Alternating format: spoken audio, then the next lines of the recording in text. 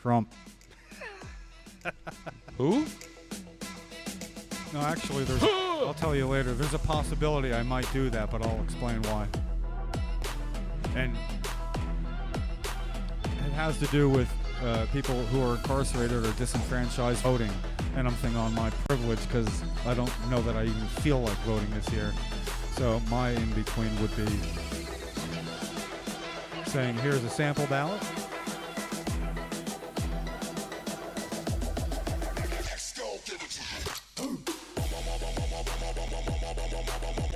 That's a good shot. I like that. Good background. Welcome to the Sativa Cross CMMNJ.org podcast. Weekly Thursday Statehouse Trenton Podcast. Hello, Governor Christie. Hello, Governor. We're back. We're here because we like you. Well, I don't know if it's that we like you or we like being here to deal with you, but it all feels the same.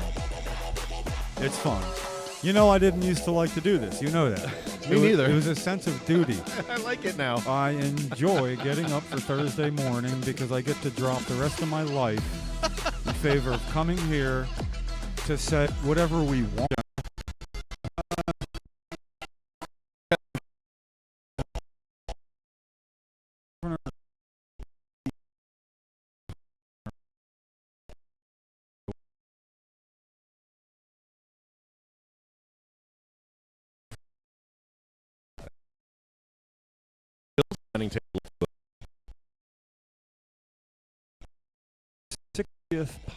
Podcast, Lefty Grimes.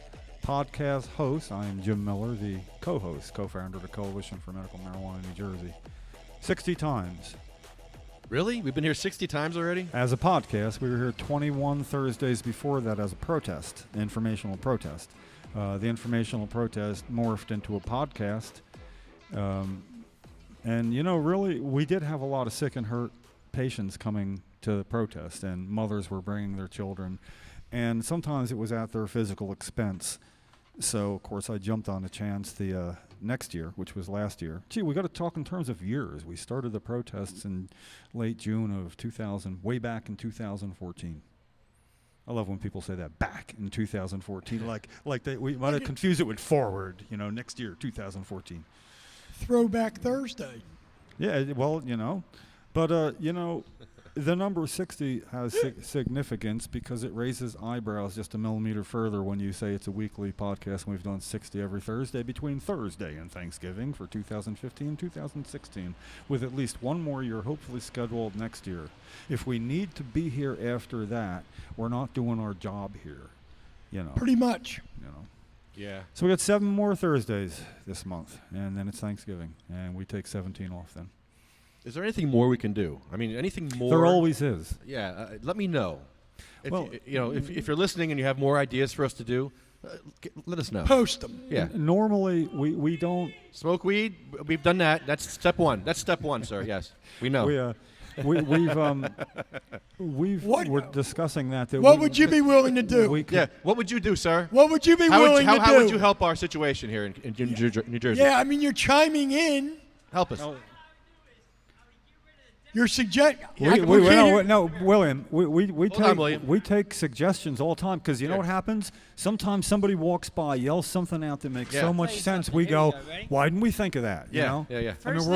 First thing I would do is... Excuse me, what is your name? My name's Cassidy Ryan Swan. I was raised in a conservative family, Fox News all the time. Oh, boy.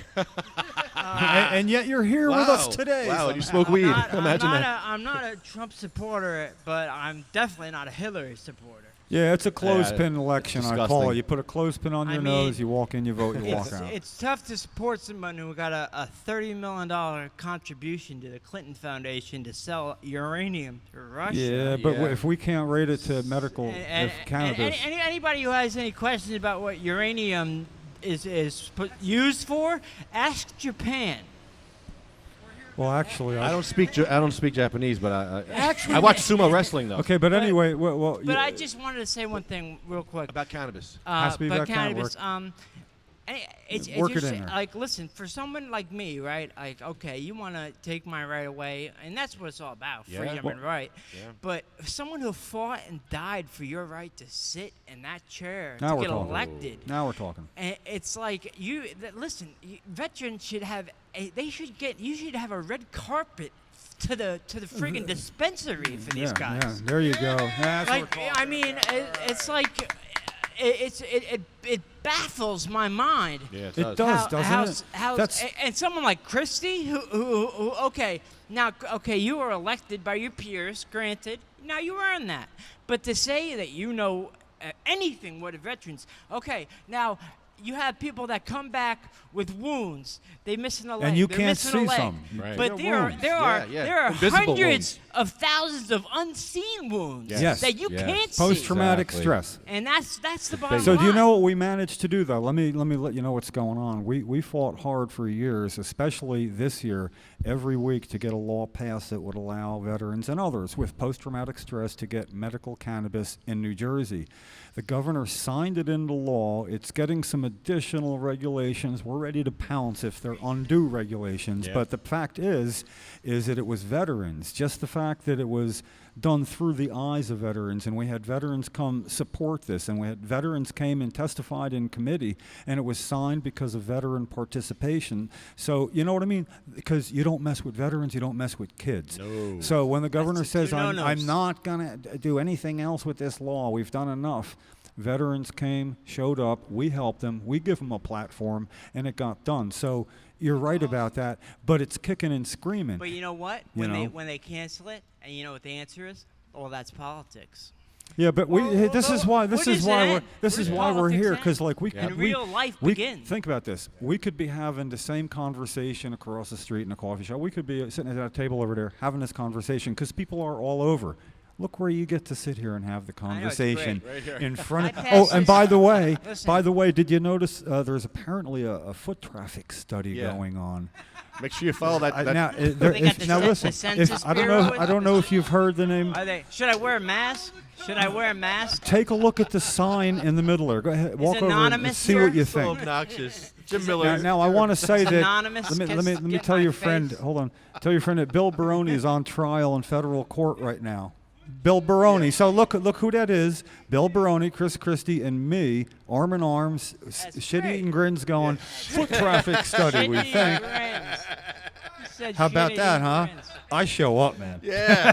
Yeah. But So yeah, 60th podcast today. that's great. It's number 6. So Yes, Cassidy, that's do you awesome. you smoke weed for medical reasons or for social I reasons? personally don't smoke weed. Okay. Growing up, after my father passed away, I took it very well, and majority was because I was smoking a lot of weed, and I realized that death was part of life, and I don't think if I was smoking weed, I would have took it so well, and maybe today I might be suffering a little bit of angst from that, not dealing with But it was your grief. choice. It was your choice, It and you was- got yeah, to make that and- out somebody and telling that's- you to stop or start. And even at his funeral, I'm ashamed to say that I went there. I smoked a little bit because my emotions overran me. But you know what? Death is a part of life, and I still that's how I get past the grieving process. But it's not my story. My dad was 21-year command sergeant major in the Army. He died because of the gases they used in Saudi Arabia. Gave him prostate cancer. He died 36 days later after he was diagnosed. When today you could be, 15 years later you could be cured within 2 to 5 years, like it was never there. He died 36 days after he's diagnosed, and, Wow. and we were told, oh, you should sue the Army, you should sue that. And then basically people are like, dude, if you sue the Army, it's like suing the government. They're going to fuck you, and you're going to lose. So, and my dad wouldn't If have you wanted win, you'll that. never see it anyway. He wouldn't have wanted that. He wouldn't. Can I curse? No. I'm sorry, I didn't mean to. No, I- well, you I know, won't curse. not really. But, I you know. apologize. No, it's okay. It's to all the right. young Well, you didn't hear us say anything. But I just you really, know. I just want to say, and we didn't go after them because my dad wouldn't have wanted that. But, to tell a veteran who have seen things that most of us have never seen. Yep. And who have to sleep with that and the memories of that and the people they've lost and the people they've taken because some guy sitting in a chair a million miles away said, "You're doing it for your country, son." We should be you know, saying, what do you need and and- how can we get that for you? Exactly. And it kills That's me it. also with the 18-year-olds now that are like, "Oh, my iPhone doesn't work." Well, how about the 18-year-olds that stormed Normandy Beach? I don't think they had iPhones. But listen, I support you guys 100%. My buddy Glenn wants to get on the mic here and say some stupid shit. So good stuff. So No, I don't think listen, it's stupid you at guys- all. well, no, If I'm it's about just cannabis, man. No, I bet it's- he's a smart dude. I'm just joshing with him. But yeah, he's a great dude. Listen, I love you guys. I love what you represent. It's freedom. This okay. And okay. and Get appreciate on. It's somebody Glenn. who's Glenn's his name. Glenn. somebody who's a non-smoker Glenn. coming by to stick up Yeah, for the I rights appreciate of that. others is Son. nice.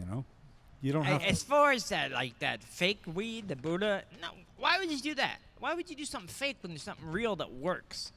In my experience, I mean, I'm not a veteran, but I broke my back in 2007, and I broke 11 vertebrae, Oh, broke all the ribs on my left side, shattered my spleen. Yes, he Painful. did. And, Yes, he did. Right off the rip, they just filling me with painkillers. yeah. Killing him, Yeah, me too. killing him with Me too. painkillers, and he was, Okay. but So- rightfully so, he needed them. Yeah. He needed them. Oh, yeah, He was in yeah, at the terrible time, yeah, shape. But here, let me finish. So, I was 22 at the time, and I smoked a lot of pot prior to that, but I had stopped, and I went to fill my prescriptions, and my friend's I remember my this. friend's mother's best friend was working at ShopRite, and she goes, "Glenn, come here," and she pulls me aside, and she pulls 2 joints out of her cigarette pack.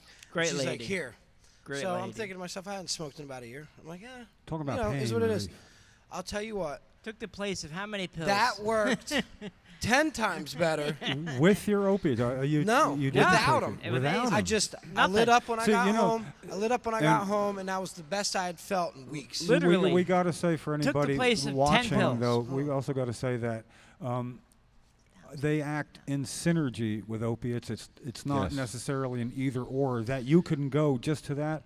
Good for you. That should be the first try. Well, but for somebody who smokes some and says, "I still have pain," you might find you need so much less of an opiate. So even if it doesn't get you to go from how many milligrams of opiates were you taking a day? I was taking 90 milligrams every 3 hours. Yeah, every so 3 was hours. I. Ooh, that's a lot. Yeah, I know. I can't that's even relate. almost- that's pretty but much a but if heroin that habit. if crazy. if they said no, we can't raise it to 100, even though it hurts, but you can have cannabis, just based on that, they would you'd go right to half dose. I mean, instead of 90 every 3 hours, you might be taking 40, 45. Or is that about right? I mean, Yeah. pretty quick, and then it's just Yeah. less. Because I'll tell you what, it works so well. You know what I mean? We do. That I like. We're here if- because at we the know time you I know. didn't have the money. Yeah, I didn't good have the for money you. to go grab a bag, but even till this day, I mean that was in 2007. Nothing works better. You know what I mean? Because mainly my pain is from nerve damage. Yeah. And I'll tell you what, I smoke a joint and I can actually go through my day Yeah, you would have without been being in pain. You would have And been I eligible for can't the im- program probably because of muscular skeletal spasticity, which is the pain. Yeah, It's called and I spasticity. can't imagine these Yep. these Would've been veterans 100% correct. that are marching, 60, 70 miles a day with packs on their back holding a gun, and what they go through with the pain that they're in, and they're trying to tell them that they can't have it. Yeah. When they fought for your right Yeah. to even explain that you can't have it, Yeah. it's like you can't even have this forum to project your view because of them. And But you're going to I, tell them what they can and can't do. The hypocrisy we give in them a that forum, though. is, That's us. is insane. I just want to But, say you guys listen, are awesome. I support everything Hey, you do. let me tell you what else too. Somebody who says otherwise, we love to have the opposite point of view on Exactly. here. Well, We you do. won't find them. In a real- They're but they very will far not. and They few will between. not sit down and They have won't a come and sit and talk conversation. to No, they you. won't. They won't. Far and They few won't do it. between. But Because they it's can't sorta argue like reason. when somebody says that and they're giving you someone somewhere, you offer them and say they're there every Thursday. We'll be till Thanksgiving. They welcome an opposite point of view. equal time and civility. If you got a point to make it, but make it with somebody that is really ready to have the conversation with you. And they really don't show up. Occasionally, though, somebody's come by with an opposite point of view, but it's like They'll yell a few things. It was and an walk old by. guy going. See, you also I tell people, like in Colorado, for instance, they legalized it. We all know that. Yep. They paid off their state debt in the first year that they legalized it. Just They from the taxes. gave money back. with pure cash. They Do you- gave do you money know- back. They do you- had too like- much money. The banks wouldn't touch them. Like if we- the if we- banks would not touch Yeah, them. cash only.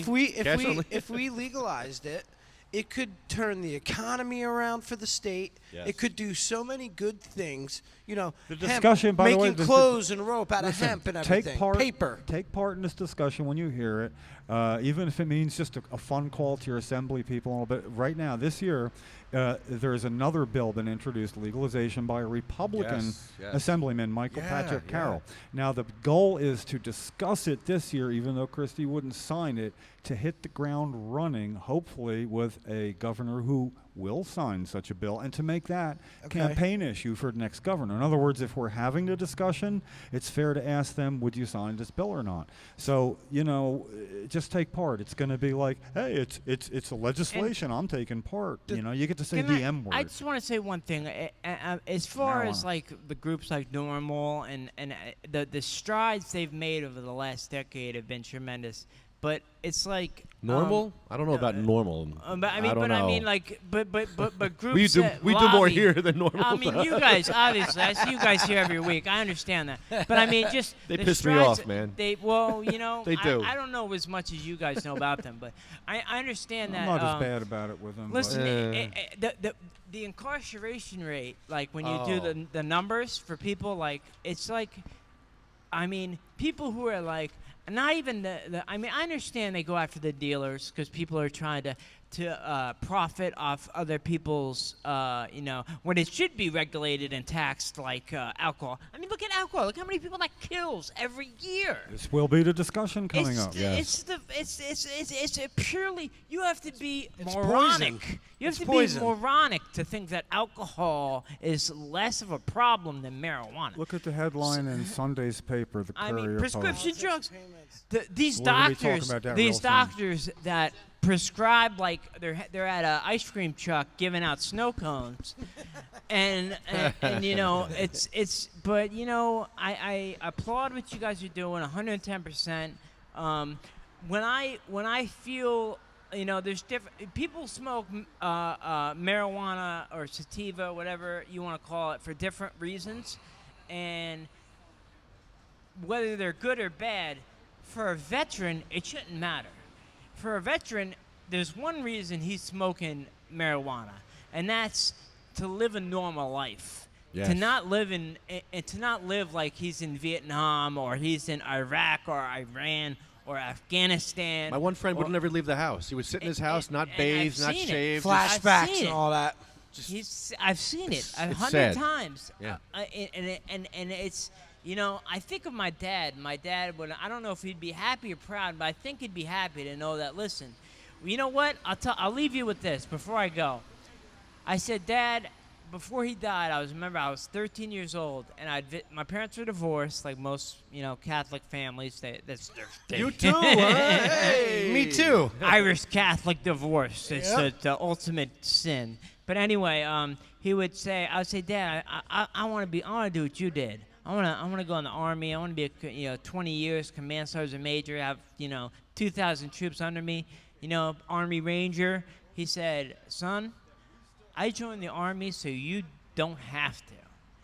And I didn't, and my brothers didn't, and both my brothers are millionaires, so you can imagine who they're voting for. But I, on the other hand, I'm gonna hold my vote. You're gonna have to come get my vote. You're gonna have to, and you know what? You're gonna have to tell me something to get my vote, because right now none of the candidates besides Gary Johnson who I don't know. He's if you not guys making me still- happy this year at all. But he's the only no one one's that making me makes- happy. Not one. Listen, not. I'm conservative when it comes to majority of the issues, and I know that doesn't sit well with a lot of people. But when it comes to abortion and gun control, Abortion. I have the answer to I'm abortion right here. condoms. The artificial womb. The artificial womb. You can keep the that'd be baby great. alive after Yeah, that'd be instead great. of throwing them away. But here's the thing: gun control. I'm conservative with that. I believe our amendments were Well, listen designed to for a this. reason. If you have PTSD and you go to your doctor and you say you have a mental illness, they're going to take your guns away. So if Oh you're yeah. And that's not right. they Oh, can't yeah. do that, but they Yeah. can do that because it's not a Second Amendment issue. It's Yeah. a scheduling issue. It's You know what I don't Exactly. get. You The know what fuck? I don't get is that you have an illness, you have a problem, right? They give you a pill, right? And then Lots of pills. The side effects. Yeah, no, a then pill. you get side effects from that pill. Then they Oh, give you another another one, pill for that? Yeah. right? Oh, God. And Yeah. then the side effects from these pills are worse than what you originally went to the doctor You for, need right? 10 pills for that what are, side effect. What are the side effects of medical marijuana? You want to eat a bag of chips yeah. Yeah. and laugh? Doritos? Yeah. I mean, I like with Christie. What I don't understand is he says he understand like going up to New Hampshire and seeing the quote unquote heroin epidemic, right? Quote unquote. That's a fucking No, real it's thing. because the heroin epidemic's been here for 40, 50 years, right? Yeah. But it hit the suburban white population, right? And now it's a big thing. When it was in the lower class neighborhoods, One street over. And- One block Yeah. over. Yeah. Right here. when it was like that, and Hanover. and it was all the people, that they didn't care. But then it hit senators' daughters Yeah. and sons and this and congressmen. You know what I mean? Yeah. But what I don't understand is DuPonts. He's all about oh, you can't incarcerate these people. They need help. Rehab this. All these programs, this and that. Why can't he open his eyes to medical marijuana? You know what I mean? It's been used medicinally for thousands of years, and so many other cultures on our planet today use it freely for anxiety, for stomach problems, Many reasons. for so many reasons. I mean, I don't need to tell you guys. You already know what it is. But listen, and that's Glenn, what I wanna don't cut get you about off, him. but I don't understand it. I have a question for the Sativa Cross panel. How do you feel about Ron Paul? I like Ron Paul.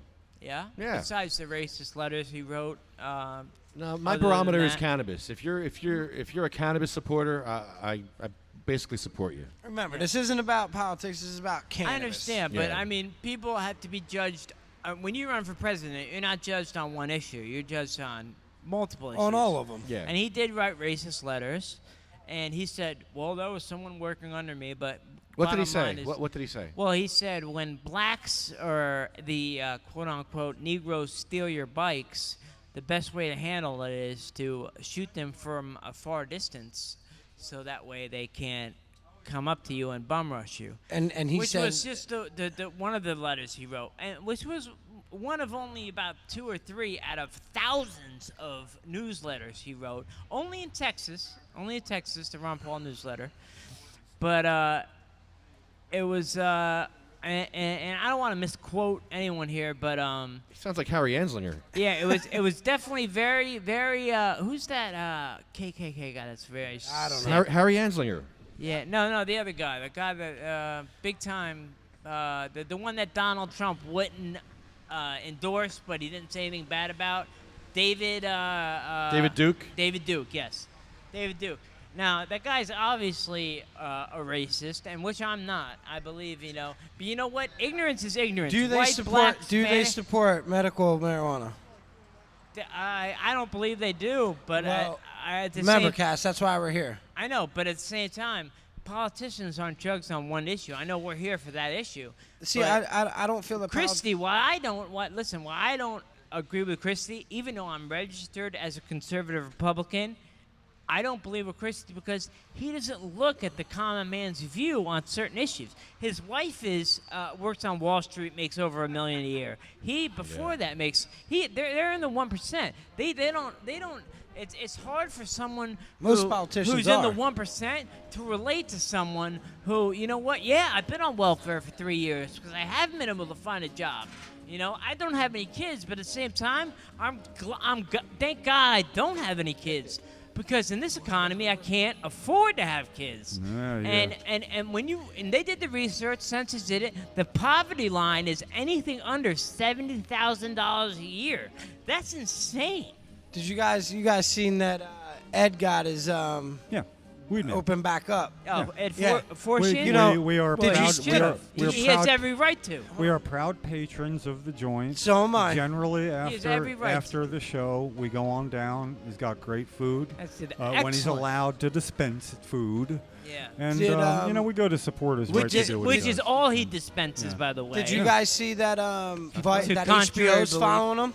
Yeah, Vice yeah. is following him. They were here. really? They were here. About 2 days Yeah. before they shut him down. I was outside talking to him, and I said, "Man, I caught your episode." I was like, "Good for you." I was like, "That's huge." You Good. know, Yeah. Vice No, is Vice following Let him it. know. That's That's good. millions of Big. eyes seeing it. Yeah. Well, you know, And, the guy who owns Vice. If you is go a look up that, buku you go look millionaire. that up on, you can see that on Yeah. YouTube. You know, Yeah, there's about a 3-second view of the podcast.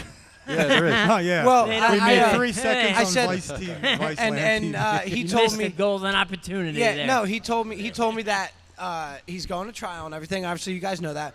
But Vice agreed to follow him throughout the whole thing. Oh, and I think that's he's huge. getting summonses That is by the huge. fistful for staying open, and he's going to court, and summonses are being dismissed. So they're allowed to do that. It is a legal patient, Hey. lefty legal patient. Smells Jim. good from here. Yeah, they're allowed, and you're allowed to smell. This is not breaking any law because they are patients. Smells Now, like Christmas. here's Smells the like deal. freedom. Are you a veteran? No. No. No. Who cares? Listen, No, I'm they just, you know, just so asking. so Smells legal. like freedom. It does smell like freedom, doesn't it? There's like legal patients. Now, Can I- what happens is they can't consume that here. Partake in Smoke public. it here. Okay, listen, But can I- but they're allowed across Yeah, the street. right over there. As I long wanna- as they're I not. just In public. Yeah, I want Glenn to say one thing. Real- Good for real you quick. guys. We go to Tell him- police stations and smoke too. Tell him what you told me about the thing you said the other day. I loved it. It was the best thing ever. And when you hear this, you're gonna die. Listen, tell him about the freedom. Listen to this, guys. I saw this meme on Facebook, right? And it's I think over in Africa somewhere they I found. mean, it's like, not Mimi. Oh, No. No. Oh, I've been calling him No, Mimi. listen, you're Dude, gonna love this. They, You're gonna they love this. found. Listen, they found. I think it was like 500 million cubic feet of natural gas, right? So it's Over where? in Africa. So it's like a picture of like the Sierra, Stanley's in right? the And then house. it's a picture of American flag with a majestic eagle, and it says, "Looks like Africa needs some freedom."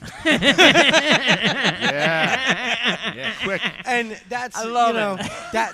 that's you Love break it down, man. It's just you would think that the government well, here's would hop on this Like they need because some they're money freedom hungry. over there's there. something They're else. money hungry. You might not know exactly. I don't know very well because I got a brother that lives in Canada. What's going on there? Their new Prime Minister Trudeau.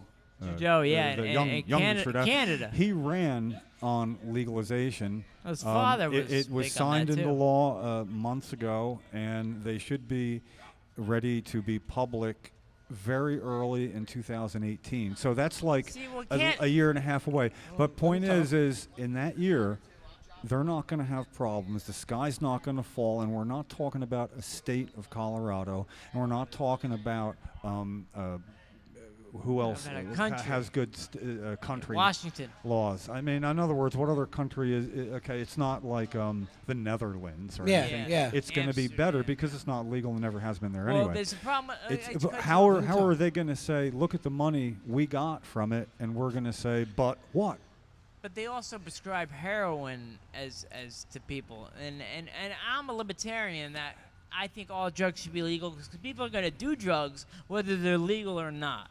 So why not tax it, regulate it, give people a safe environment to do it? You'll have less. That's what Canada's less doing. overdoses. Yeah. You'll have less overdoses. You'll have more money into the population. You have more money into the tax system, stimulating.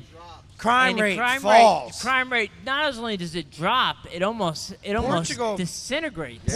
Portugal decriminalized Yeah, they're good. all The, drugs, the right? decriminalization is the first step. And it's done nothing but good for them in every aspect. Okay, I'm doing the math here, and I don't like the math I'm seeing.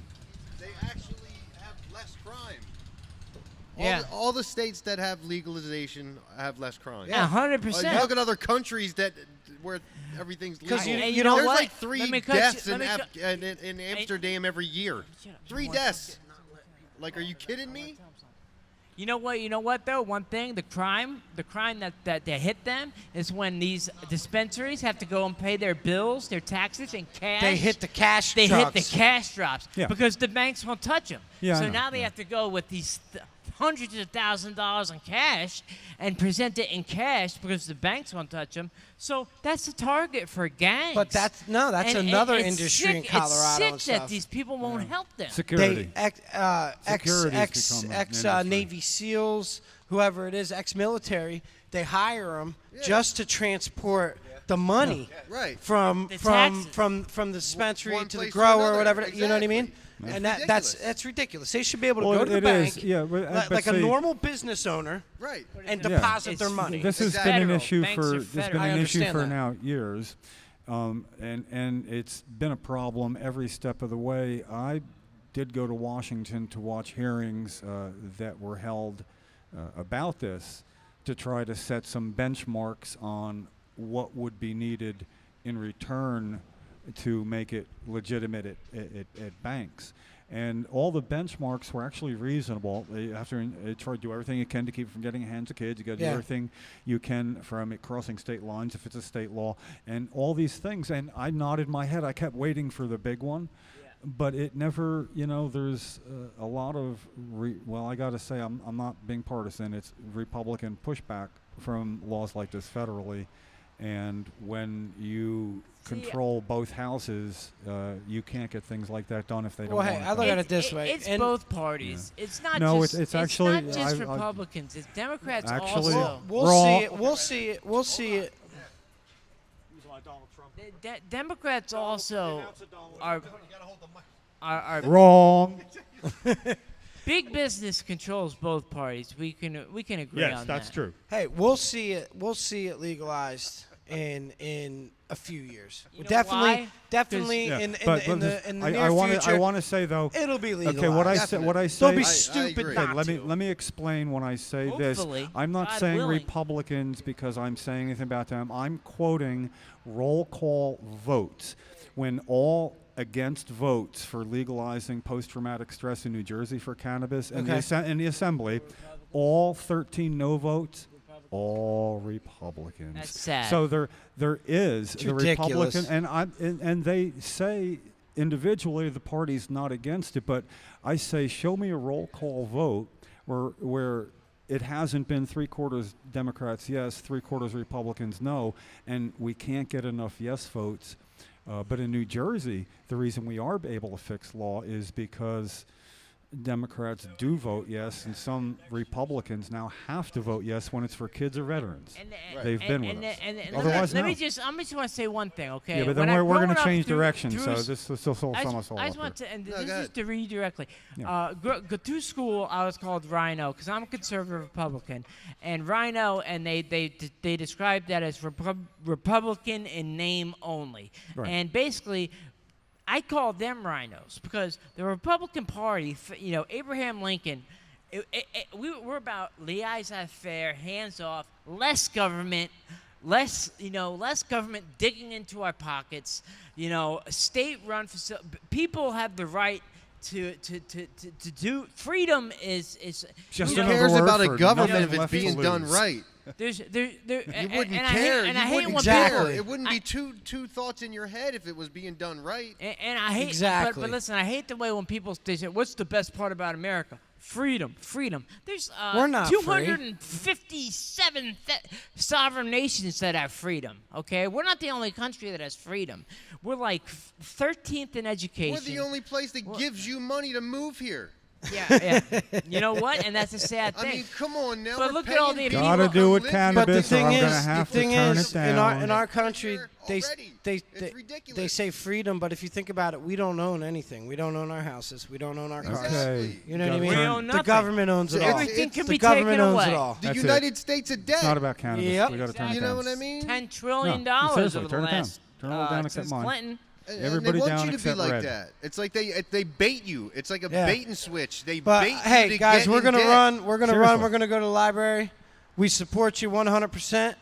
And I wish you guys could be out here more than once a week. Well, we Yeah, die. they are. You know what I mean? No, we're here every Thursday. You're here every Thursday. Yeah. I This wish is you the guys could be here every afternoon. 60th You know what I one. Great mean? talking to you guys. Listen, Yeah, man. You We're here guys Thursday. honestly Swing keep on up by. the message because everything you say, I completely and 110% We appreciate back you and stopping by. support. That was nice. And we're here every Thank you. Thursday. Yeah, till thanks Thanksgiving. for Thank you very much. letting Swing us by get again, on man. and talk with you guys. and Anytime. again, keep up the good work, guys. All right, man. Have a good Keep day. keep the fight strong. Yeah. Come smoke a fatty with us next week. Yeah, exactly. I will. And I don't care if you're Democrat or Hey, Republican, man. No. whatever. There's the bubble right now. I'm and not it's about building, politi- and hey, it's building. I'm and not it's about building. politics. And when it bursts, there's going to be a ton of money to be made. Yeah, I'm not- If people jump on it right I'm not now. about Yeah, politics, yeah. man. No, me But neither. when Me it comes neither to at you all. guys, But I'm about and, money. and the medical marijuana, people need help, and it helps. Definitely. It's been a great medicine for thousands of years, and that should say something. You know Oh, what I I mean? wouldn't be here right Yeah. now. Trust me. Yeah, we got Big Pharma. We I'd should be at have home, Big sitting here Cannabis. watching TV or something by Big myself. Can. Well, take it easy, All fellas. right, take it. Thanks, it- brother. Have a good one. We're here every Thursday. Come Yeah, back. come again. back, All right. please. Welcome to sit down again. Come Yeah. back. Thank you, guys. Awesome. You know, we got Big Pharma. Have a We seat. should Come on have around. Have a big can. Now I'm doing the numbers here, Lefty, and I don't like it. Everybody's going to go over and medicate all the patients, and I'm going to be left here. And you know, I don't go medicate because I'm not a patient. Wink, wink, nudge, nudge. Say no more. Say no more. Wink's as good as a nod to a blind man. Sorry, that's what's his name? That's Hey, how come I don't smell Steven? I Monty see Python. Steven, but I don't smell him. How come? The wind's I blowing always, the other yeah, direction. I must be upwind. Steven Kusplich in the house. He's Come on, man. No, seriously. I'm sorry. Now you're, I'm sorry. Now you're inciting. I'm you know, encouraging yeah, him. but don't listen. Last time I shut the podcast down by sorry. going across the I'm street sorry. too. You want me to stay here No, and I'm keep the sorry. podcast going? Put Don't that do out. this. Put that out. No, seriously. You go do your thing, man. Take him with you. Take that guy with you there. Who is he? I don't know what he's doing here. We're, See what the drug war has done to us? we're waiting for Jim. No. Seriously, I'd really rather I know. We're going to go across the street. well, go. I'm not smoking right now. You're not. Steven's smoking a cigarette, actually. No, but even that, come on, you know, That's it's like illegal. I'm not allowed to look. Even Yes, that, you yeah. know. But who No. made you the cigarette police, Mr. Miller? The state police. Oh, that's right. I told- oh, they did. I told did they you give you, they gave you a badge? It's actually. I saw someone walking back and forth. I'll tell you right now. I was a junior deputy sheriff when I was a kid. Yeah, well, it's in the permit provisions. It's spelled out pretty clear. New deputy in town. His name is Jim Miller. Put that shit out. New 60 damn times in them. Oh yeah, there's a provision.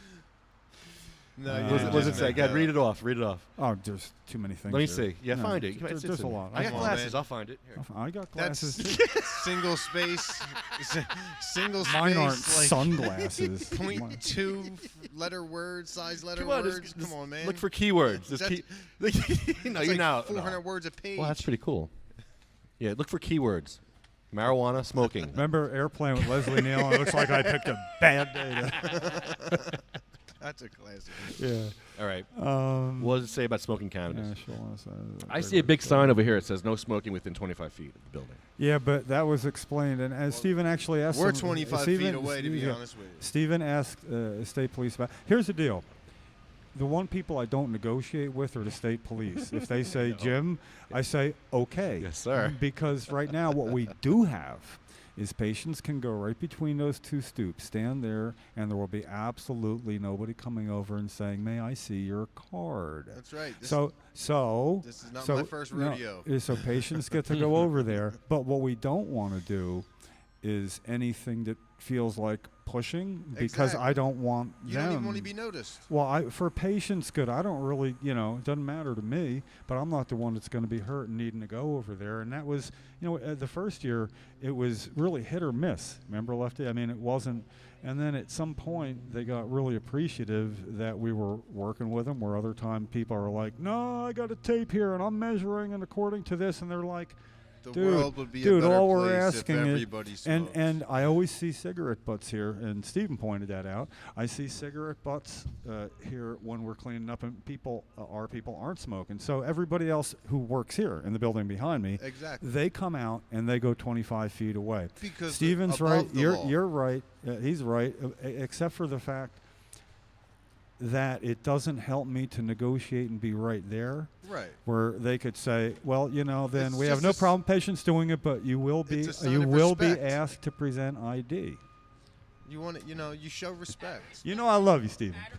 You got to give it to get it. I know you it. know? But notice, out of respect for you, I'm not turning my head your way too much. man. Some people think they're above the law. Yeah. Like some of the people Well, that actually work here, they not do, to throw but people under what the to bus, me but it warms the cockles of my heart. There's a word, I use a new word every day, and I've never said that before. I hope not. But we, I don't think I've ever said cockle. no, really, I certainly don't. Excuse me. I'm going across the street Yeah, to smoke David- some cannabis. David Wildstein I lookalike. agree. I have no idea who that is, but sure. Yeah. It's a really wonderful. I like people should always read the sign that we have out there. I'm getting a magical butter machine though. Why would you want a magical butter machine? What are you going to do with that? It makes it a lot easier. It makes your recipes better. Definitely.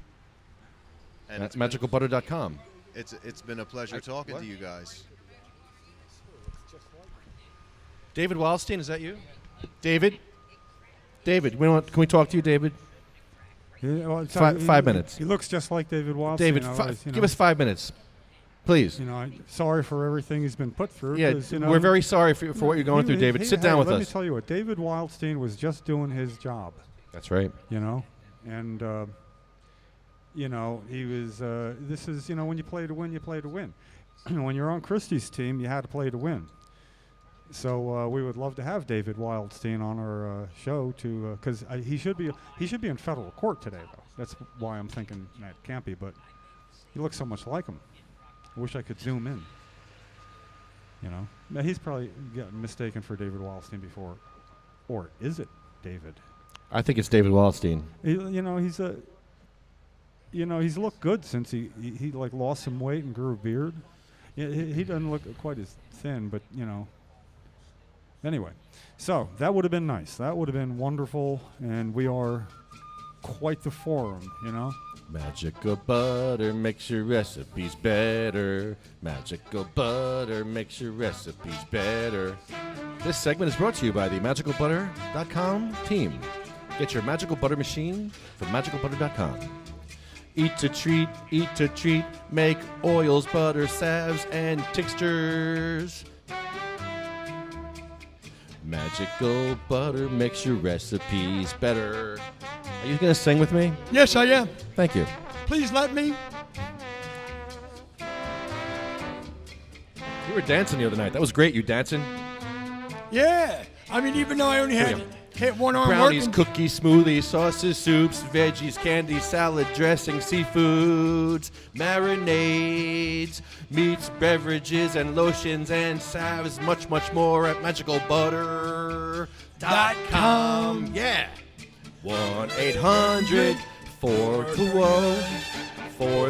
1-800-420-4334. We got to work on that.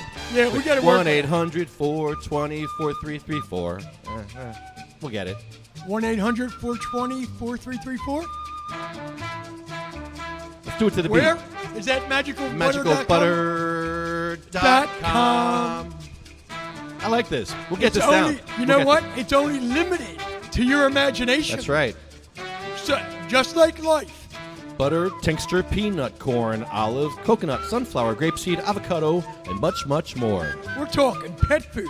We're talking sauce. You can make anything with this machine. We're talking beauty products. Magicalbutter.com. We don't talk over this part. I like this part. Okay. I dig that flute. Oh, that's nice. We got to get the end down. Magicalbutter.com. Here, let's try it. Magicalbutter.com. Let's try it again. MagicalButter.com. MagicalButter.com. Yeah. Yeah, get your magical butter machine. So we got to put an emphasis on .com. .com. MagicalButter.com. Some death metal, magical butter death metal. MagicalButter.com. MagicalButter.com. Whoa. When you make oil in the magical butter machine, you will hear voices in your head that sound like this. You think? Or how about the butter? Just spread it. Spread the butter. I feel medicated. Dedication to medication. Okay, that's enough of that. Okay. All right. So Jim Miller has left the show. So I guess I can't medicate. I guess I'm not allowed to medicate because Jim has left the building. So now I have to suffer. Let's see how much time I have to suffer for. Let's see. 5, Here comes Jim. 6, 7. I had to suffer for 10 seconds because of you, Jim Miller. I know how you like to keep stats. That's my stat for the day. Well, I will sit here and podcast in good health while you go take care of your not so good health. There you go. Thank you, sir. Yeah. No, Wow. I'm gonna get a background on what's going on. Okay. With this, and then All right. we can talk about it after I set it up because you already know, and you can hear what I'm saying, especially if I yell into the microphone, which seems to be the way to go. I'll just sit here and read the paper, you know. I got a paper. Come on, you can. Here, hold that up in front of the camera on your way over. The and then politics give of it pain meds. Yeah, you want them to just see that. So this is the Sunday edition of the Courier Post.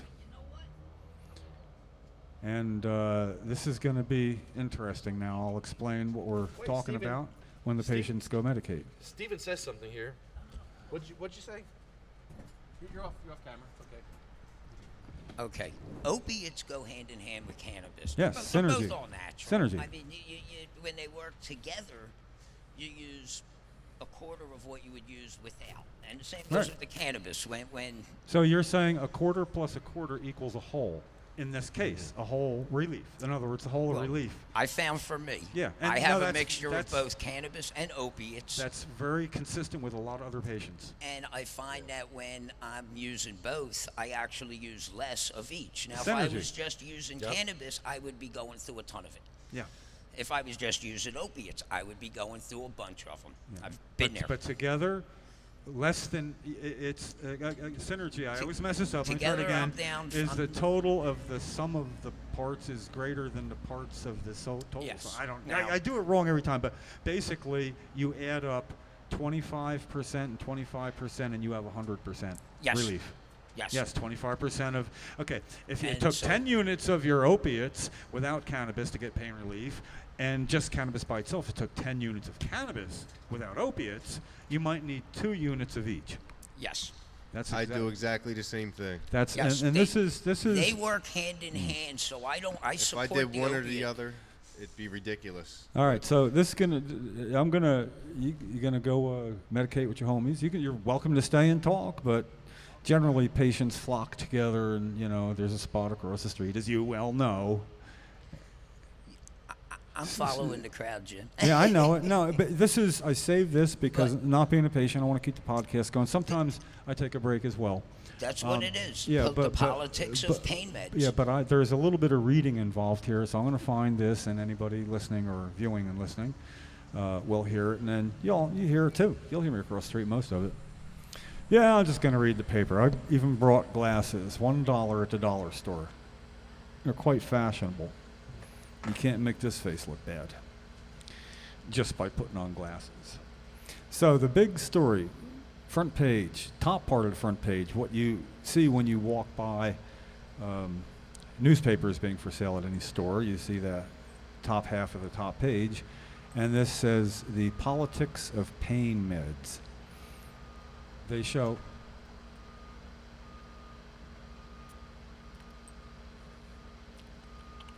hot diggity dog. Yeah, it really stinks not going across the street. But I got to keep it going, man. You go enjoy it without me. Wink, wink, nudge, nudge. Say no more, say no more. A wink is as good as a nod to a blind man, eh? It's my second time for the Monty Python impression. So anyway, the title, The Politics of Pain, there is 2 articles below it.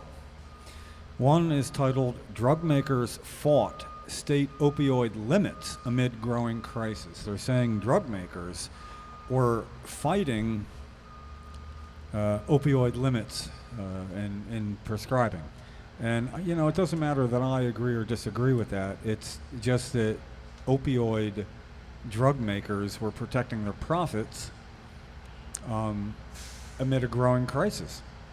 Sales of these drugs quadrupled from 1999 to 2010, rising in tandem with overdose deaths.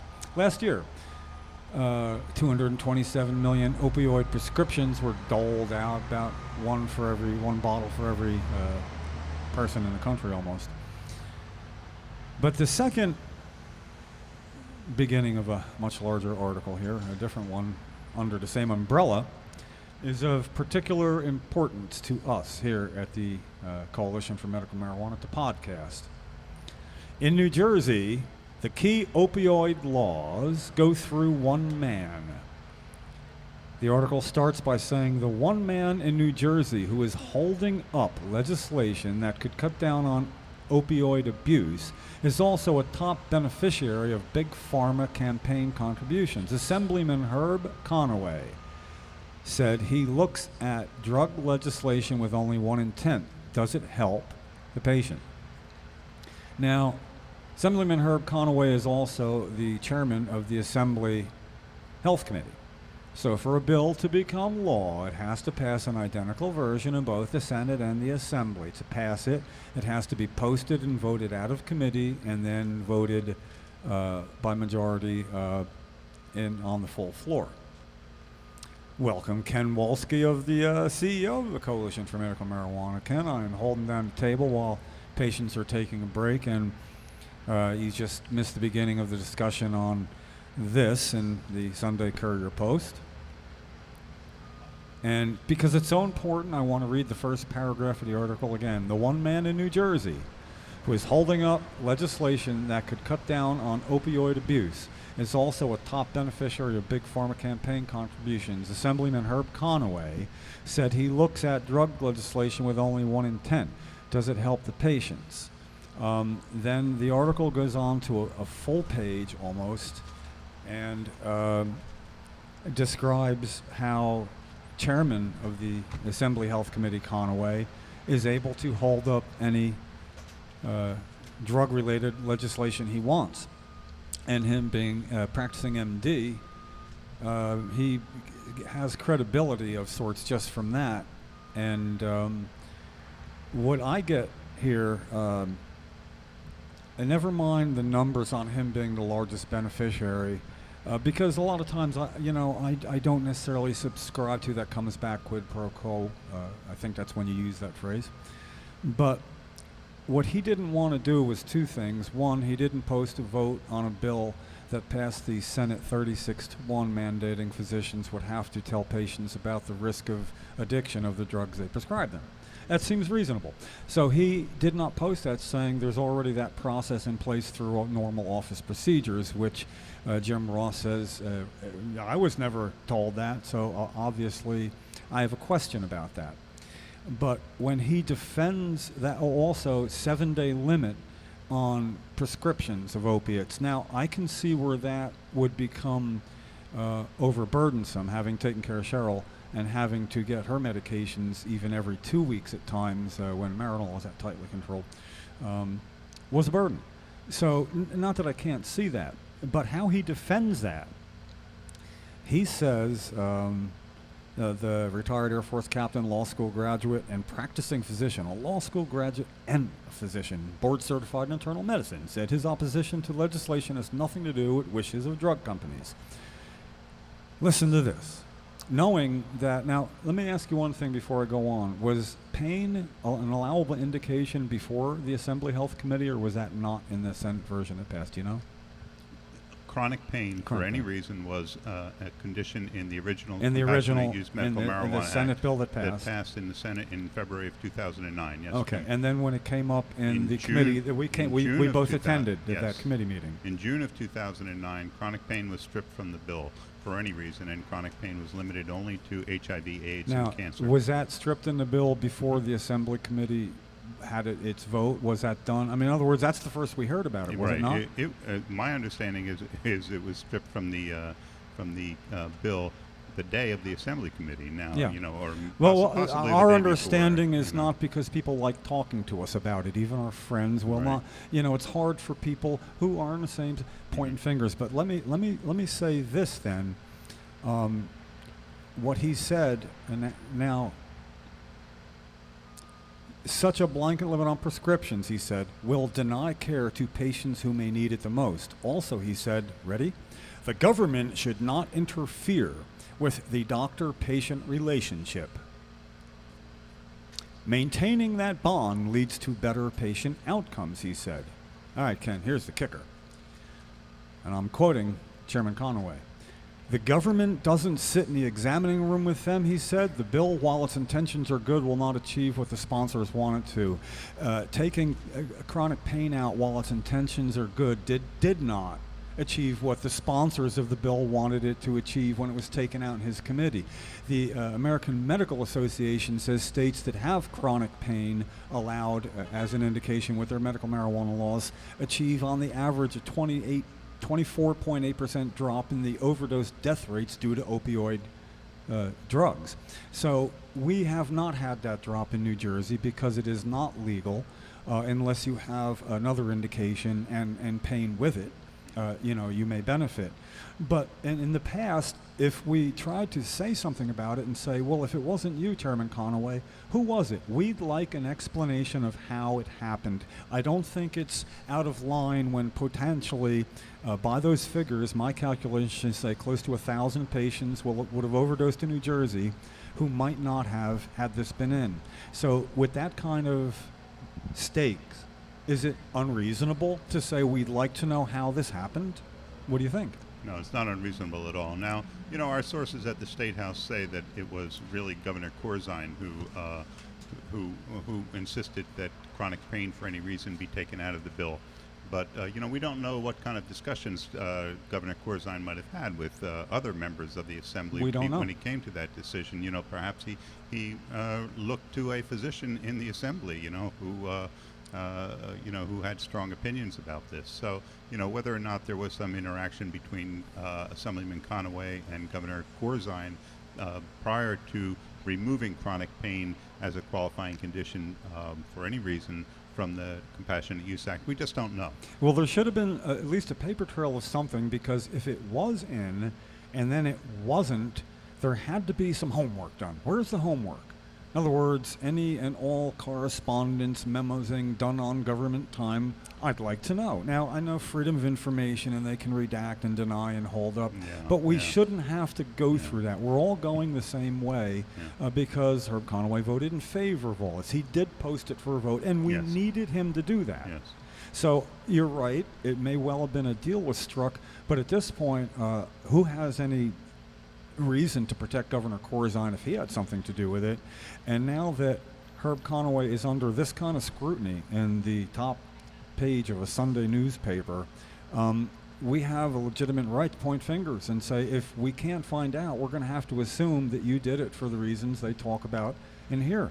We'd like to say otherwise. I think we have leverage to try to find out again. I'd like to revisit that because of this and because of everything at stake.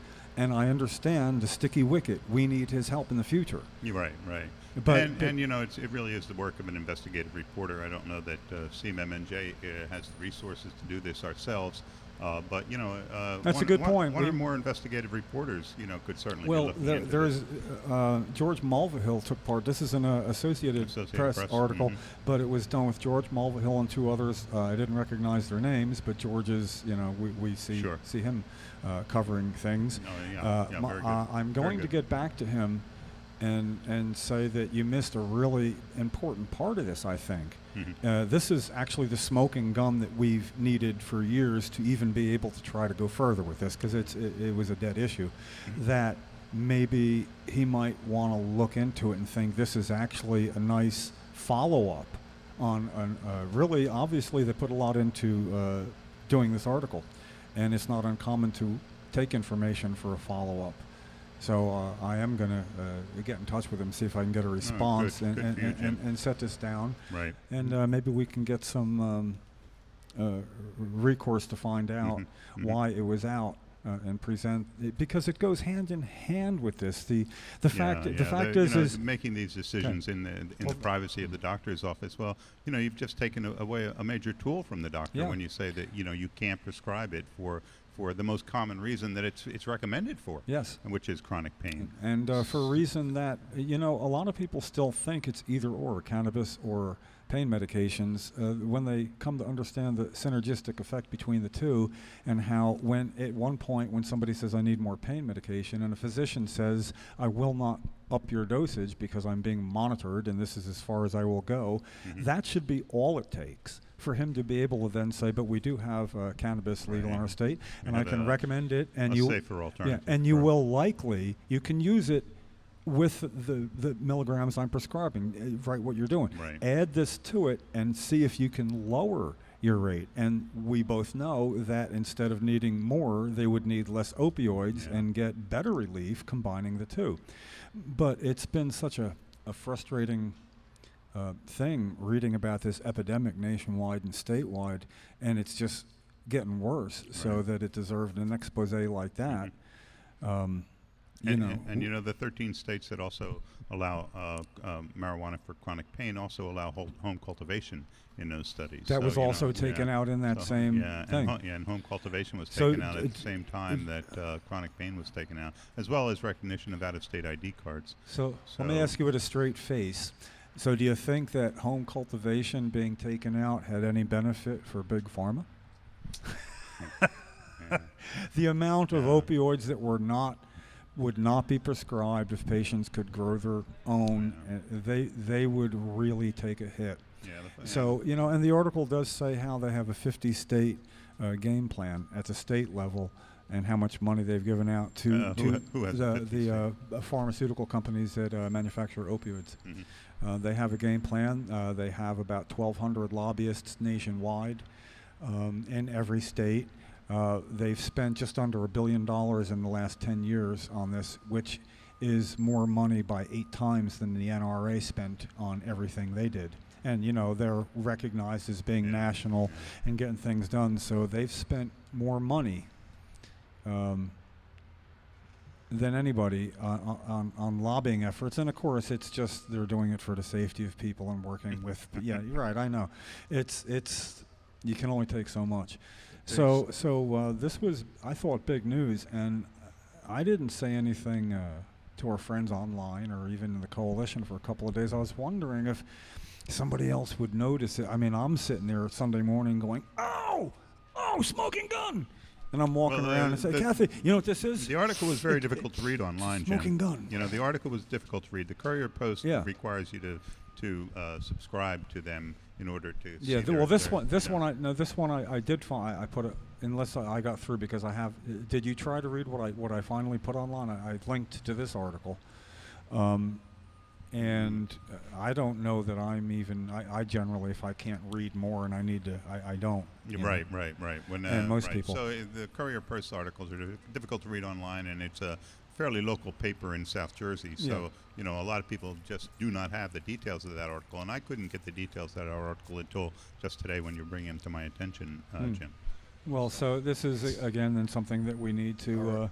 Our average attention span's 8 seconds. What's that? I'm sorry, I didn't hear you. Our average attention. I'm kidding you. That was only 3 seconds anyway. What? But let me just tell you about Big Pharma. Okay, I had a little mistake with my insurance the past month. All right. Okay. What do you got? I worked a little bit, and they just so happened to check up on my insurance the 2 months I worked. Okay, they got one check. I sent them a stub that was for 4 weeks.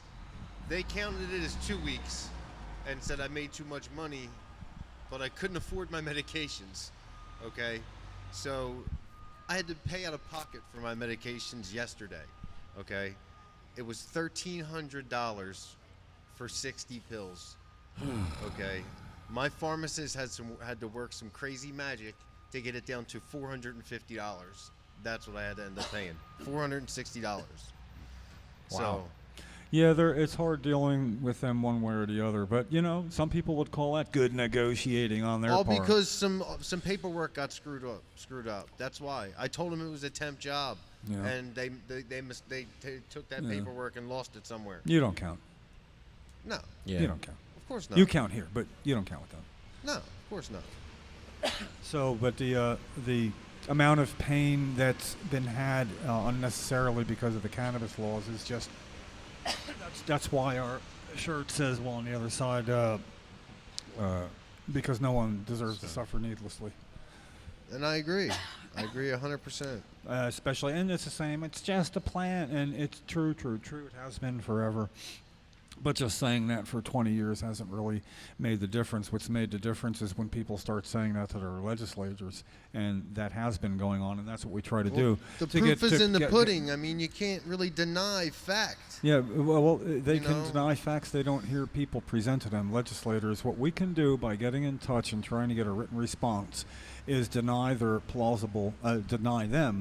their plausible deniability, where they'd say, "Oh, I didn't know about the synergy of this." Well, if you can say, Exactly. "I got a letter from Information's somebody," everywhere. well, but you're expecting them to go out and get it. I'm saying you have 2 assemblymen and a senator. You should be telling it to them, as well as us. We have to call Senator Cruz, since you mentioned that. We call Senator Cruz every week now, and we're trying to get an answer if she's going to support the companion bill. The staff has been polite, Yeah, they're great. But and maybe they have a response. let's see if they have a response after the third call. And Ken, don't need to pucker. Lefty's done really good twice already with these phone calls. I was pretty puckered the first time. I was very proud of him, though. And, I sit here to fill in the bill numbers and whatever. Wait till I call the Nurses Association to give them crap about what they did to Ken. I don't like what they did to you, Ken. Shock jocks make me No, it's not. nervous. No, I don't like what they did to you. They didn't publish your letter, but they published some crappy letter about I don't even know what. Well, we're in discussion. We're in discussion, Lefty. So, the best way to handle an organization really is with an insider in the organization. Yeah. So, Do we know one? Yes, me. In that particular organization. I'm just letting our viewers know that. That was good, though. Thank you for being emphatic. So, I think that let me handle it. I'll let you know if we need you. You'll be my backup. We're going to hold you in reserve right now. I'm Lefty, waiting. but, I'll be like General Patton. But sitting there. the State Nurses Or Hammer. Association, State Nurses Association happens next week, so I will not be at the CMMJ meeting. I'll be on my way to Atlantic City. And I'll be presenting a resolution on Wednesday morning, early 7:30 in the morning. Okay. Will there be somebody, at least please tell me, a still camera filming it so we can see that? Is there a way you can arrange that? Tripod camera, click it on while you're speaking. We want to see that. Well, thank you. I'll try to. No, we arrange just that, don't yeah. trust you. Yeah. Yeah, just Snapchat. We want to or make sure you're something. doing Can we a good call job. you? Just call us during your speech. Just call us. FaceTime us. But Yeah. they will be. When- They'll be that- voting on it on Thursday night. then But you're also. presenting They'll on be Wednesday. I'll be presenting on Wednesday. Yes. Can I attend as your photographer? I may be able. I could have Specifically, Wednesday. is that why off. you're going to Yeah. attend? For the photographer? Find out. Say that this is such a wonderful event. You have somebody 7:30 to in the morning at Bally's Casino in Atlantic City. I'll go Tuesday night. I might make it up by 7:30. No, seriously. I'll just stay If up all night. I would. That's the CMMJ meeting. I thought you were filling in for me here. No, that's Ed. Oh, okay. Yeah. Ed is. No, you're right. I'm going to be there, but yeah. I could be there at 7:30 in the morning to film this. Well, I can get someone to take some photos. I'm sure. That No, shouldn't I be a want to problem. hear it. Film. Right. Video. Well, I'm Video. not sure how much of a presentation I'm going to be able to give. So Yeah. I should be able to give a short presentation at So some then time. pe- There are 3 resolutions being considered, and they have an hour between 7:30 and 8:30 in the morning on Wednesday when the resolutions will be considered. Now, I hope There's only 3 for the whole thing. 3 Yeah. separate. Really Yeah, yeah. good for you. So, I hope to make a compelling case. I'm going to bring sure some you will. literature. I am going to use some funds to make copies of the New Jersey United for Marijuana Reform literature and my own literature in support of this process. May I say on your behalf that over the years that we've known each other, among other things, you've naturally really upped your presentation skills over the last years. I mean, in other words, you're just, not that you ever were bad at it, but you really are a very compelling speaker now. It's not so linear. It's like you get some emotions into it at times, you know? never sucked. You just really improved.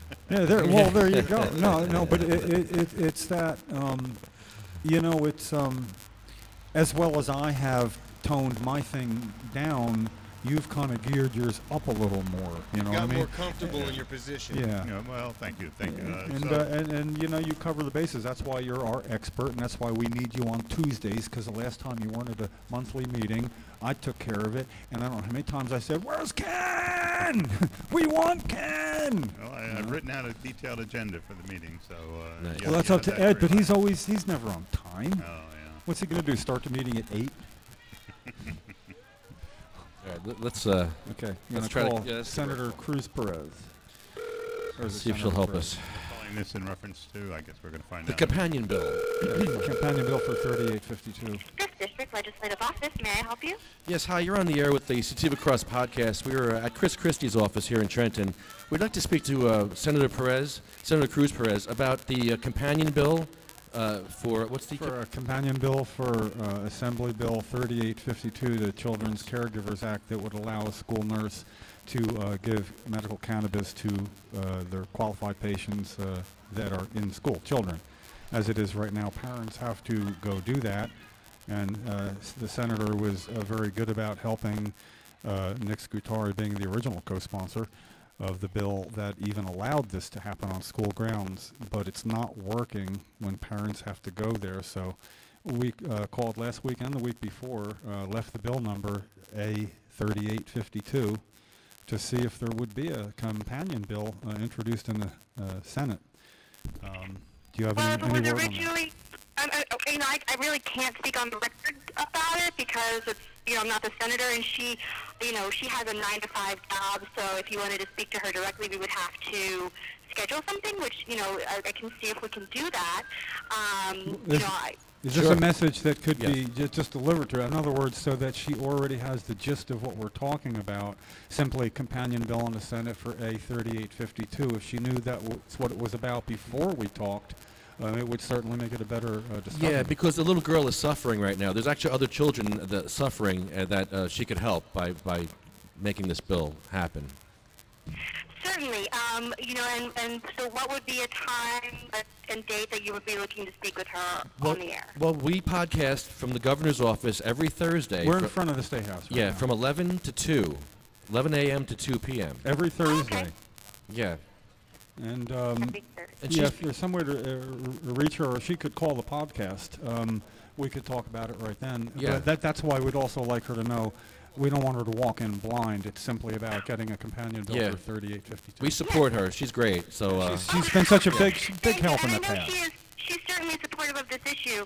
And she's been on the record of supporting that. I can probably say that if it was Senator Scutari's bill last session, she would give deference to Senator Scutari, especially since he's been such a leader in the medical and legalized marijuana movement.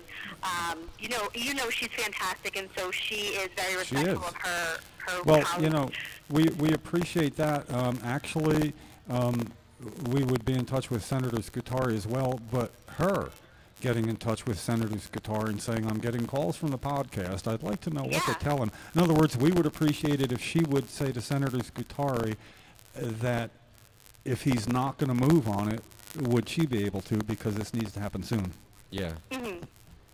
Yeah, certainly. And so what's the best number for the podcast? 908 Mm-hmm. 616 Mm-hmm. 0682.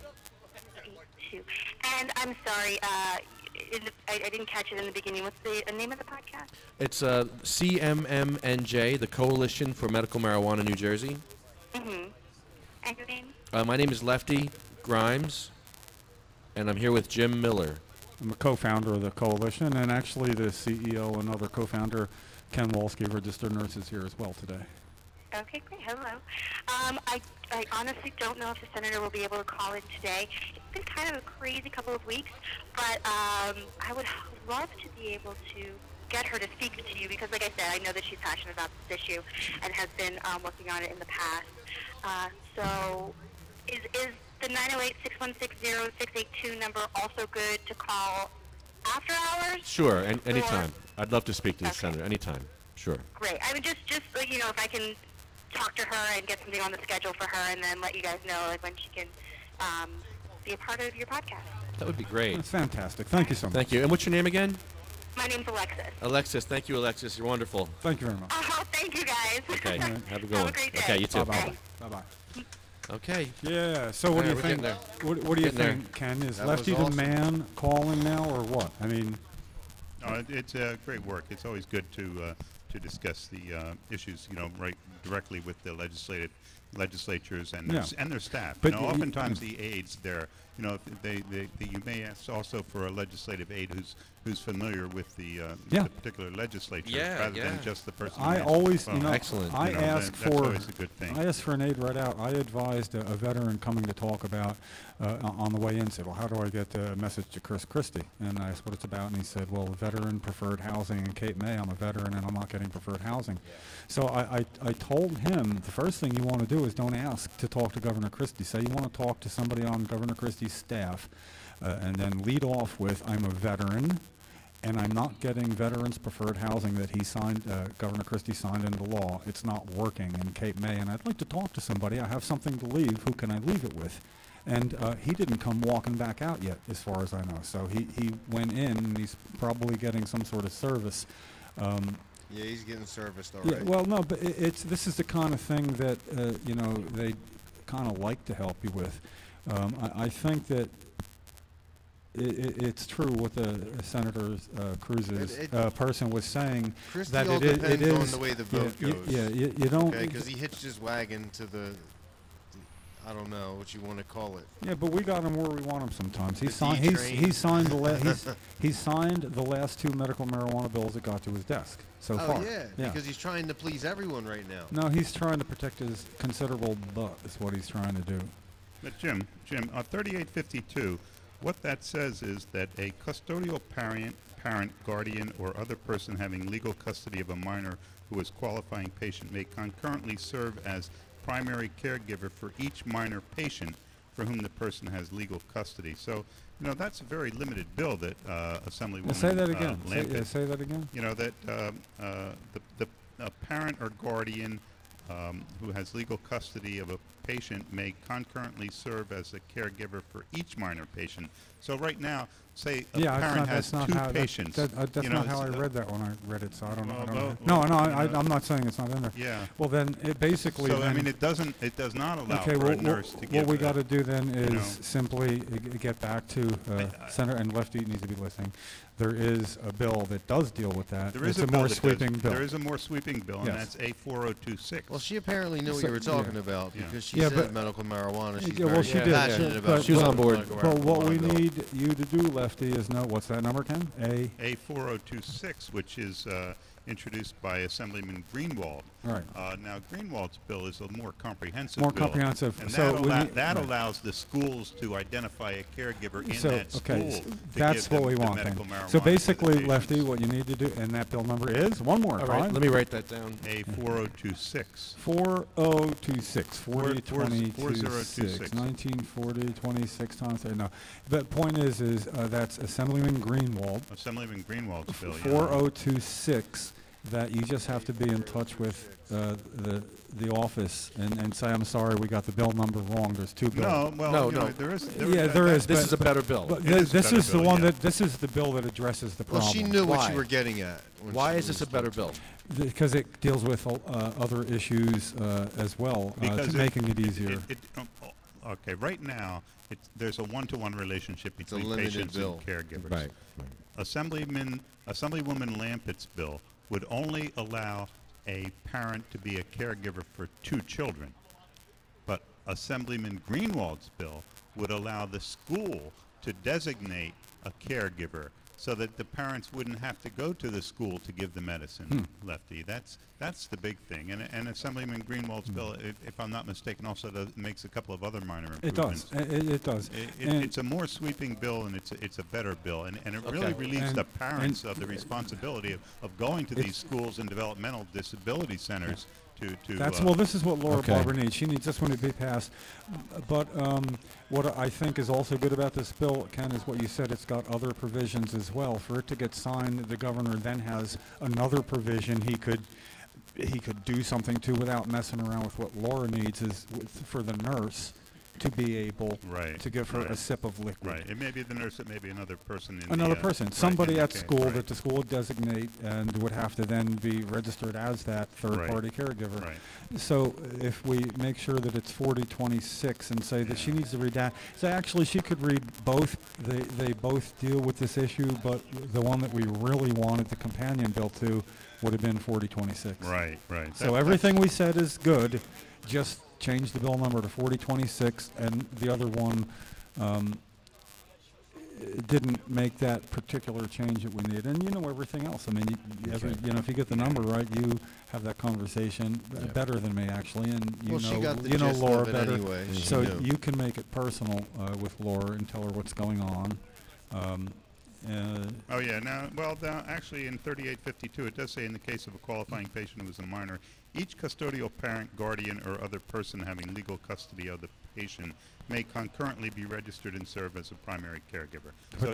More than one caregiver, it says. But it says legal guardian. Right. Oh, wait, it goes on. Well- And the patient's custodial parent, guardian, or other legal custodian may additionally designate another individual who does not have legal custody of the There patient you go. to Then it is good. concurrently Yeah. serve as primary caregiver for the patient, provided that individual otherwise meets the requirements. But now what? Okay, so Well, it she should does read bro- both right, bills, though. right. It does broaden it a Okay. little bit, but That would make it they could say we want somebody to do that, and they'd Right. say who, and that Right. could. But she should look at both Right. because but that still leaves it on the people, the individuals to designate a caregiver. So they have to designate it rather than the school taking on a secondary caregiver role. Well, if 4026 was passed, it would make this one irrelevant. If this is passed, it would not make 4026 irrelevant. So if only one was going to get passed, it should be 4026. Right. Because that takes care of everything. But if it's deemed that 3852 has a better chance of being passed than the other one because of something that might not work with Gov, they should both be considered. There's no reason why both of these should not have the same person having a companion bill, even though they overlap. Yeah, one shouldn't, cancel out the other. But that's something for when we have the discussion. Right now, we can just let that lie, and the next time we discuss it, we'll bring up 4026 and have a good explanation of it. And I'll see if I can't type one out and get it to you that we can have a cheat sheet. If you pause and go, it sounds like you're not reading it, and you really sound. I mean, it works. If I remember right, and then you just but read it's it not right like you off. pick one and you can't pick the other. You know what I mean? You can go with both. You can go with both, and you wouldn't need to go with the one if the sweeping one passed. It includes everything in the other bill. So basically you'd be going well, for best both to go, no best matter to go what. both because if you pass 3852 first, you could still go for 4026 because it adds more on top of it. Correct. But if you pass the harder or the more sweeping one first, then you wouldn't need have it. the other one already. So, I mean, they should both go through, and see if the governor could say, well, I'm only going to sign this one because it makes that one irrelevant. Then it sounds like a freaking compromise. Why is there two bills? Well, because it's like if you had a bill that included More just money. one thing. No, one thing. One and simple. Focus, only one thing. And then you have one that includes that and two other things. If you can get that in, this is what you really want. But you definitely need one of those things. Which one was first? Which bill was first, I think, it's 3852 was June 2nd.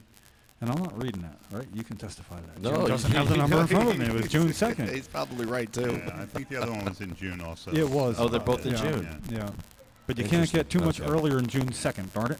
Yeah, it might have been June 6th. Yeah, okay. Well, but it's And I like the more sweeping one better because it is more sweeping, but we know how that works. It's a smaller version of how we could have had a more sweeping medical marijuana bill in the first place, but things got taken down allegedly in order to get it passed. And different legislators respond to the, different issues that their constituents bring up, lefties. So, somebody might have brought up to Assemblywoman Lampett about, the need for, I have 2 kids who have. I think Laura medical marijuana. was somebody. I think Roger had something to do with that. Well, certainly with Greenwald's bill, yeah.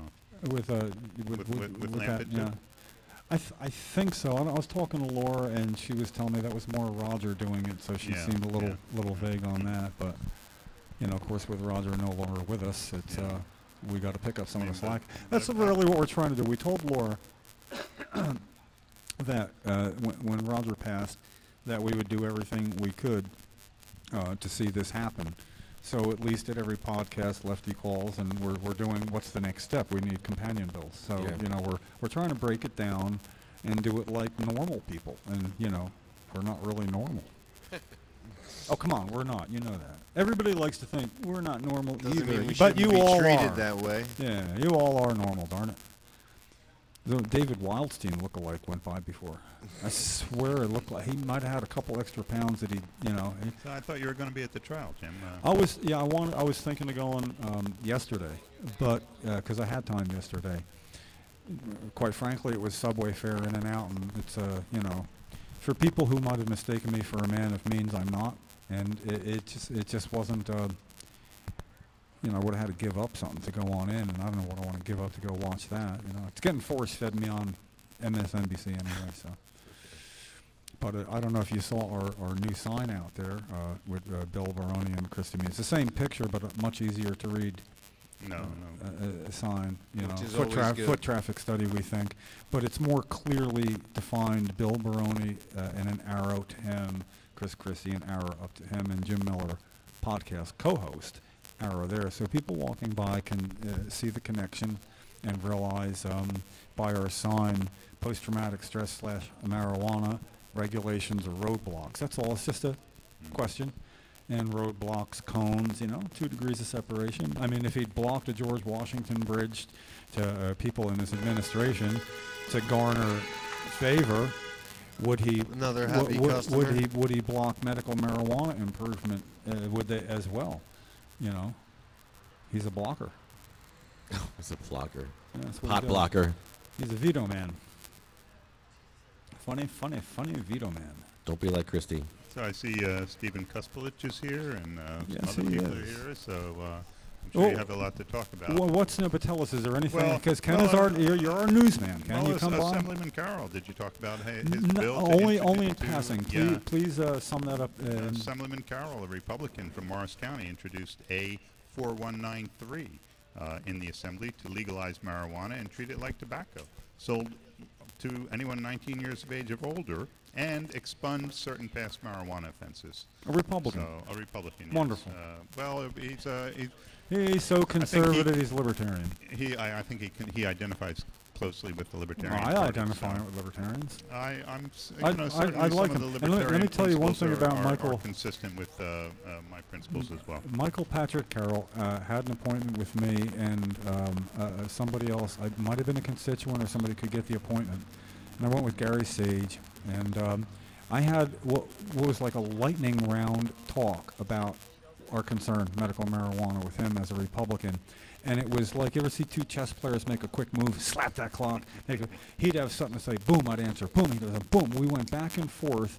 It was like, how quick can you answer that question? Can you answer the question before the last word's done? And then I would have something, and he would answer in kind. And at one point, he hesitated, and I went, I win. Because it went on for like 2 to 3 minutes like that. So the man, I will give him credit, shoots from the hip, doesn't have to have a planned conversation, speaks with all confidence that he believes what he's saying. And I found him easier to deal with than most anybody on this issue. And he was really a little aloof, kind of standoffish, and somewhat superior than me. But he was. I mean, he did have position. He did have rank. He's above my pay grade. I get that. But, so it didn't put me off. I'm proud to call him a friend on Facebook. Yeah, well, me too. And we've had good discussion on Facebook. Yeah. So at any rate, he introduced this bill, and the question is Legalization. Yes, and it's a good discussion point. I That's think that's what he did it for. The discussion is how are we going to legalize marijuana? Not whether or not we're going to legalize it. Are we going to sell it in convenience stores like tobacco, Yeah. or are we going to sell it in liquor stores like liquor, or tightly regulated? And they have informational hearings. Yes. There will be public input. Right. And is home cultivation going to be an important part of the legalization bill I in New think Jersey, this- or law in New Jersey when it comes about? Do you think, agree with me that I think this would then be a very valuable and viable election issue for next governor? No, absolutely. This is one that, because of the discussion that Michael Patrick Carroll's going to get started now, and Nick Scutari is going to go along as a Democrat, Yeah. we can get the discussion going to the point where it's heard, and that candidates for governor, both Republican and Democrat, are going to be asked pointedly where they stand on this. Absolutely. Absolutely. And, CMM&J can take no part in an election, but we No. certainly can. We'd like to hear their opinions. We can certainly, we're allowed to. We don't endorse anybody. No, we don't endorse But anybody, but we discuss their opinions and their stances on marijuana, medical marijuana, and the broader legalization of marijuana. all things cannabis, Right. everything cannabis, we definitely like to opinion. Also, I'd like to pass on an invitation to you from Assemblyman Reed Gusior as he entered today. He'd like you and I to both come talk to his class. He has a class. Oh. It's on a Tuesday night, not this Tuesday, but a week from Tuesday. Are you going to be available? A week from Tuesday? I believe so, yeah. It's, he was here today and invited us? Yeah. I understand, yes. I spoke with his aide about that, and his aide did tell me that Assemblyman Gusior was having a class on medical marijuana, I believe at the College of New Jersey. And CMM&J TV is, it depends on what time it is. I'm going, man. 2 Tuesdays from now is CMM&J TV. I'll bring Lefty if you can't make it. I will. I'll take your place, no problem. Lefty's going to be exhausted from doing CMM&J TV This is on true. 10 to 2. I'll be punchy. This is true. Because we really work him pretty hard there at the studio. Once in a while we give him a slice of pizza. Oh, that's what I go for, the pizza. Well, you could tell the good Assemblyman Gusior that don't worry about Jim showing up without me. He pretty much knows what's going on. You know, I mean, Reed should already know that. Yeah, I have not gotten a formal invitation to attend this class, but this was formal because he said pass it on to Kim. Oh, thank you. And Thank you. I forget his name now. Tall guy, blonde hair. Brendan? No, the tall guy, blonde hair. Is that Brandon? No. Okay, we'll Anyway, mention him. Yeah, I'm terrible at names, but I could pick him out in a crowd. Well, we have an exciting show for CMM&J TV lined up. Who's going to be on? Zoe Petchel from Nice. Delaware, Cannabis Bureau of Delaware. So she's doing great work down in Delaware. We went to one of her rallies down there at Rehoboth Beach, and boy, she's on television down there and just doing a terrific job in Delaware. Neighbors to the south. Good for her. Yeah, and also Dana Beal has said he was going to come. Dana. In the studio. In the studio. Wow. Yeah. You know, Alright. you know, Yippee. you know why I have to be there for that. He saved Cheryl's son's life. If not for Dana Beal, Yeah. Carl would have he would have succumbed to his extreme addiction. With And- Ibogaine? Yeah, Dana knew where I needed to get Carl in Amsterdam. How about that? And I did everything it took, waiting to hit the brick wall. Got to get a passport, got to expedite the process, got to go in between court dates for things where he's not allowed to leave the state. So while he's not allowed to leave the state, he went over, had a 10-day treatment, only cost $1,200 cash, came back and hasn't touched any drugs since. He's put in the work. Mm-hmm. But Yeah. if Dana didn't know where to go, Cheryl might have lost a third child. How about that? Yeah, so I owe Dana a lot. Yeah. Dana's a big advocate for Ibogaine, and I'm sure he'll want to talk about that. But he's walking around. He's going on a nationwide tour at any rate with that 50-foot joint, showing up in the strangest Yeah. places. And he's urging for the descheduling of cannabis altogether. I want So- that joint here. He's one of the We need that original. here. He's one of the original yippies. Yeah, and, he is. And he a was founder involved of in the Yippie Party. Yeah. Yes, he was involved in politics of cannabis back in the late '60s, early '70s. Right. His thing, ibogaine, also illegal in this country, from the root of the iboga plant grown in West Central Africa, is an it is an intervention where you can get an interruption from opioid, especially addiction, but anything. Carl realized after 3 or 4 days of this that he hadn't had a cigarette, and without somebody there to say, you don't know. But then he started smoking again without thinking that he'd broken that addiction as well while he was there. It's a waking dream. It's hallucinogenic, somewhat paralytic. And, 3 days after he did it, he called me from there, and his sponsor said he might not make sense, but don't worry, he's doing good. And Carl told me he went to Africa, and he killed the beast in the jungle to save a village, and he said it with all seriousness. So that's why it's not legal, because, make it crazy for a day or two, but what would you not do to save somebody's life from addiction? Look at that. We got some calls up. Tony! Yeah. Tony in the house. I got a friend got a heroin issue, and he's in and out of the jail now. They got him in and out of jail, and he's suffering, and he can't get off this stuff. They had him on Suboxone. He went through the whole regimen of all that stuff. It's sad watching somebody go through that, because I asked him about cannabis, and he says, cannabis makes me dopey. I'm like, well, you're doing this other stuff that's making you dopey. Yeah, but cannabis is a choice to be dopey. The other, it's an addiction. You have no choice to be dopey, even dopier. So it's sort of like, which is like less dopey. But this is a person that should have at least the chance to use ibogaine in a clinical setting here or somewhere. And maybe Canada will relax on that they're going legal with cannabis. Maybe ibogaine will be a treatment that they investigate quicker than us, and we can at least direct people up to Canada. See, that's why people who use cannabis really need to have the right set and setting. That's why that's so important for its successful use of cannabis. And by setting is where you're using it. Is it a supportive setting? But the mindset is also supportive. Is also very important. What do you expect to get out of this experience? Or, if you think that you're just going to get dopey out of it, then you're just going to get dopey out of it. If you redefine that or use that as with an experienced guide who can show you that it's not dopey, it's a spiritual way of thinking. It's a different way of thinking. You will have different insights by using cannabis. If you were saying this, what you just said now, to somebody like that as you were smoking a joint with them, and anybody, I think it would be effective. That just what you were saying was almost hypnotic in its way, that he might be listening and getting something out of it. Very well put, too. So it was a little hypnotic there, Ken. But yeah, I didn't. How come I didn't need that ibogaine to get off opiates? Because I was on 90 milligrams every 3 hours.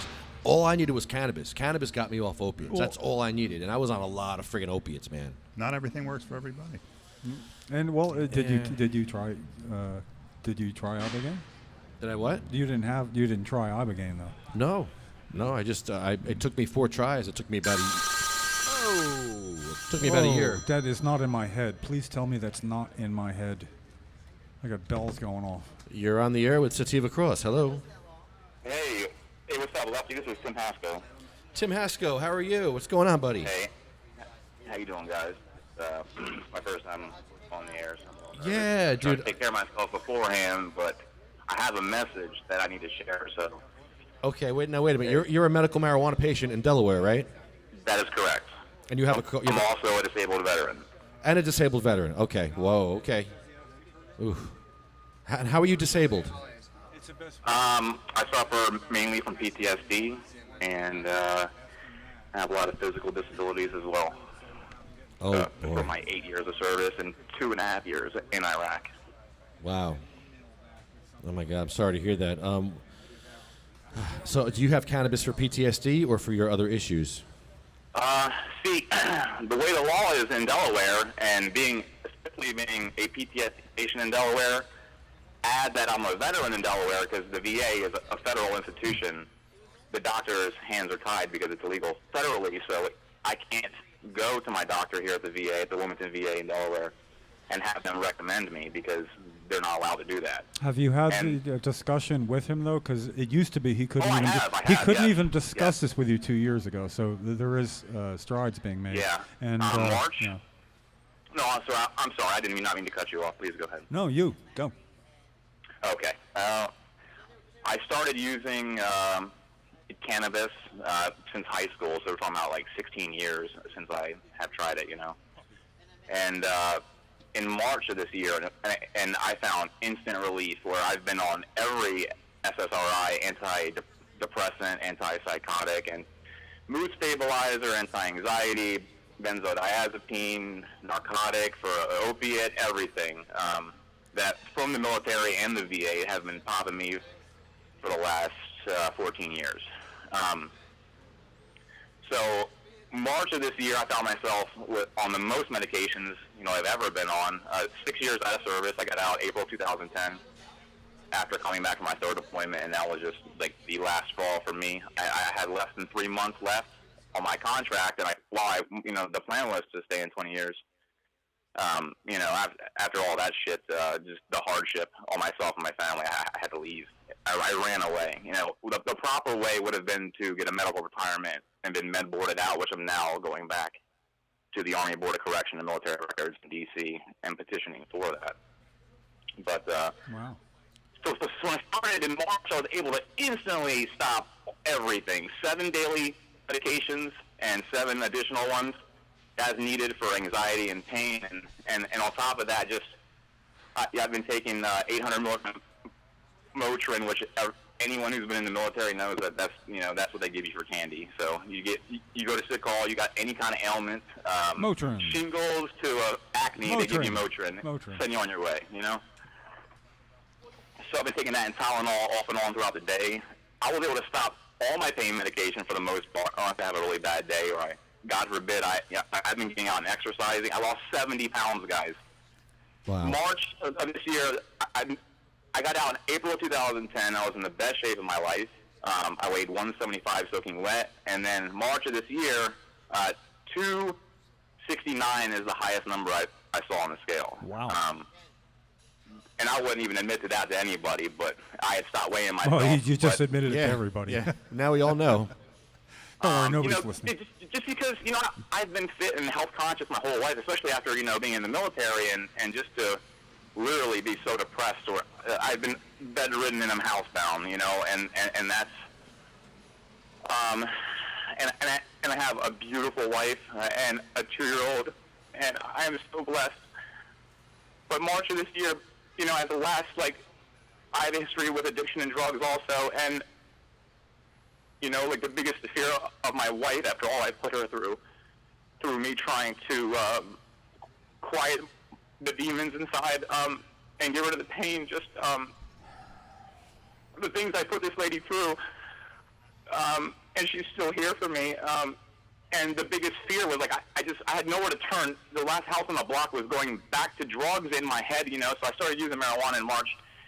And, I've been addicted to opiates because of my injury in the military, and it started in the military. I started on Tylenol 3s all the way to hydrocodone and Dilaudid, on active duty every day, airborne, jumping out of Chinooks, Blackhawks, Casa 212s, SLR Bragg, loaded up on fucking morphine and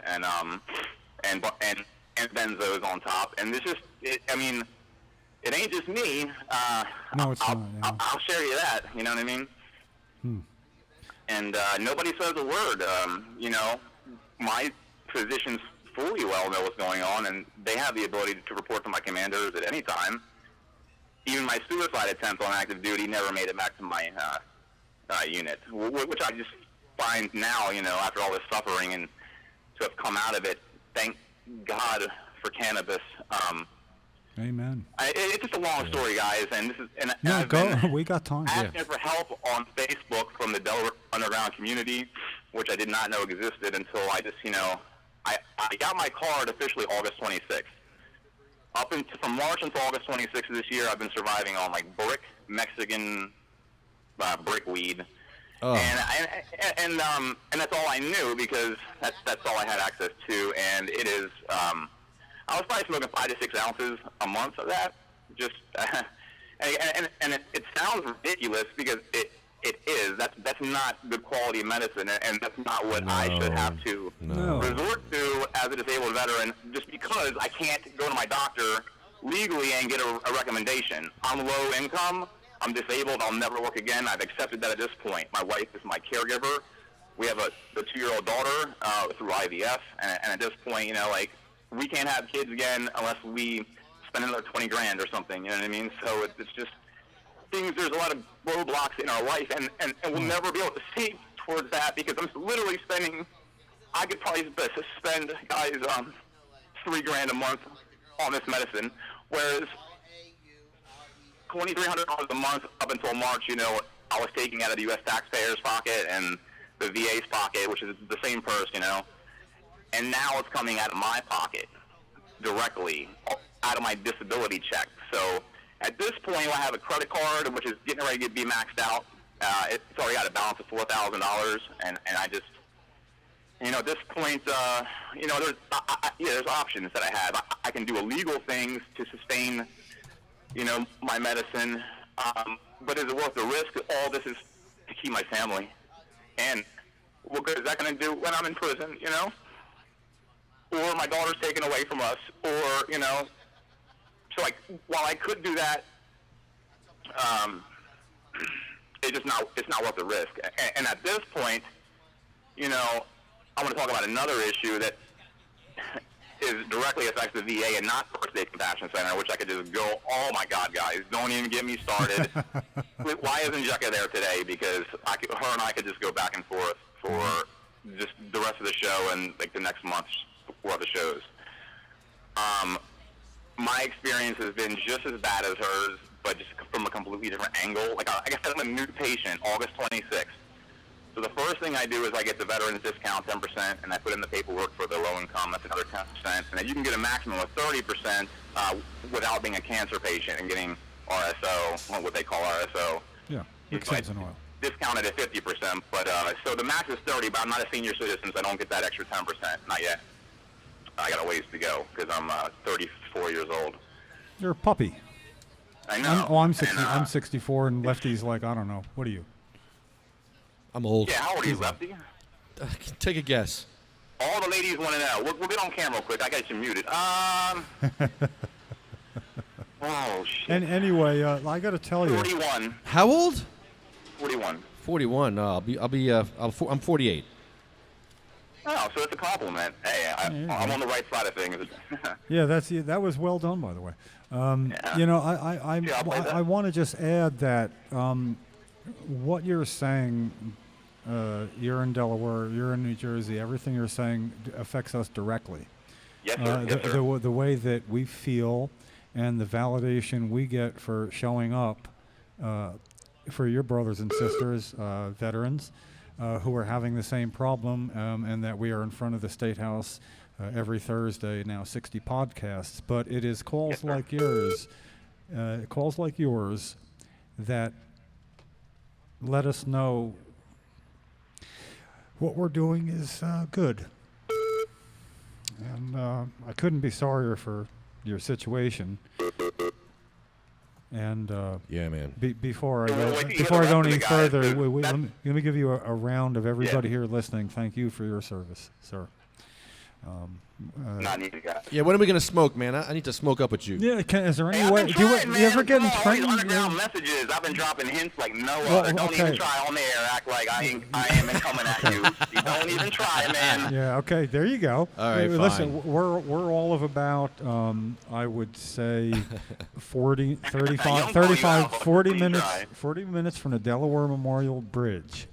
You know, on some Thursday, if you're feeling so inclined and are able to, we'd love to have you come sit at the podcast and talk off the record some. I'm just saying, talking off the record? No, I'm just, well, no. No, just okay. you and me. Wink, wink, nudge, nudge. Talk off the record, man. We're on the air. When I say talk off the record, go down to the Weed Man's joint with Lefty and talk there. Yeah, we'll talk at the joint over a joint. We do. We go down. That sounds great, guys, because there's a lot of stuff that may not be appropriate at this time to just throw out there, you know.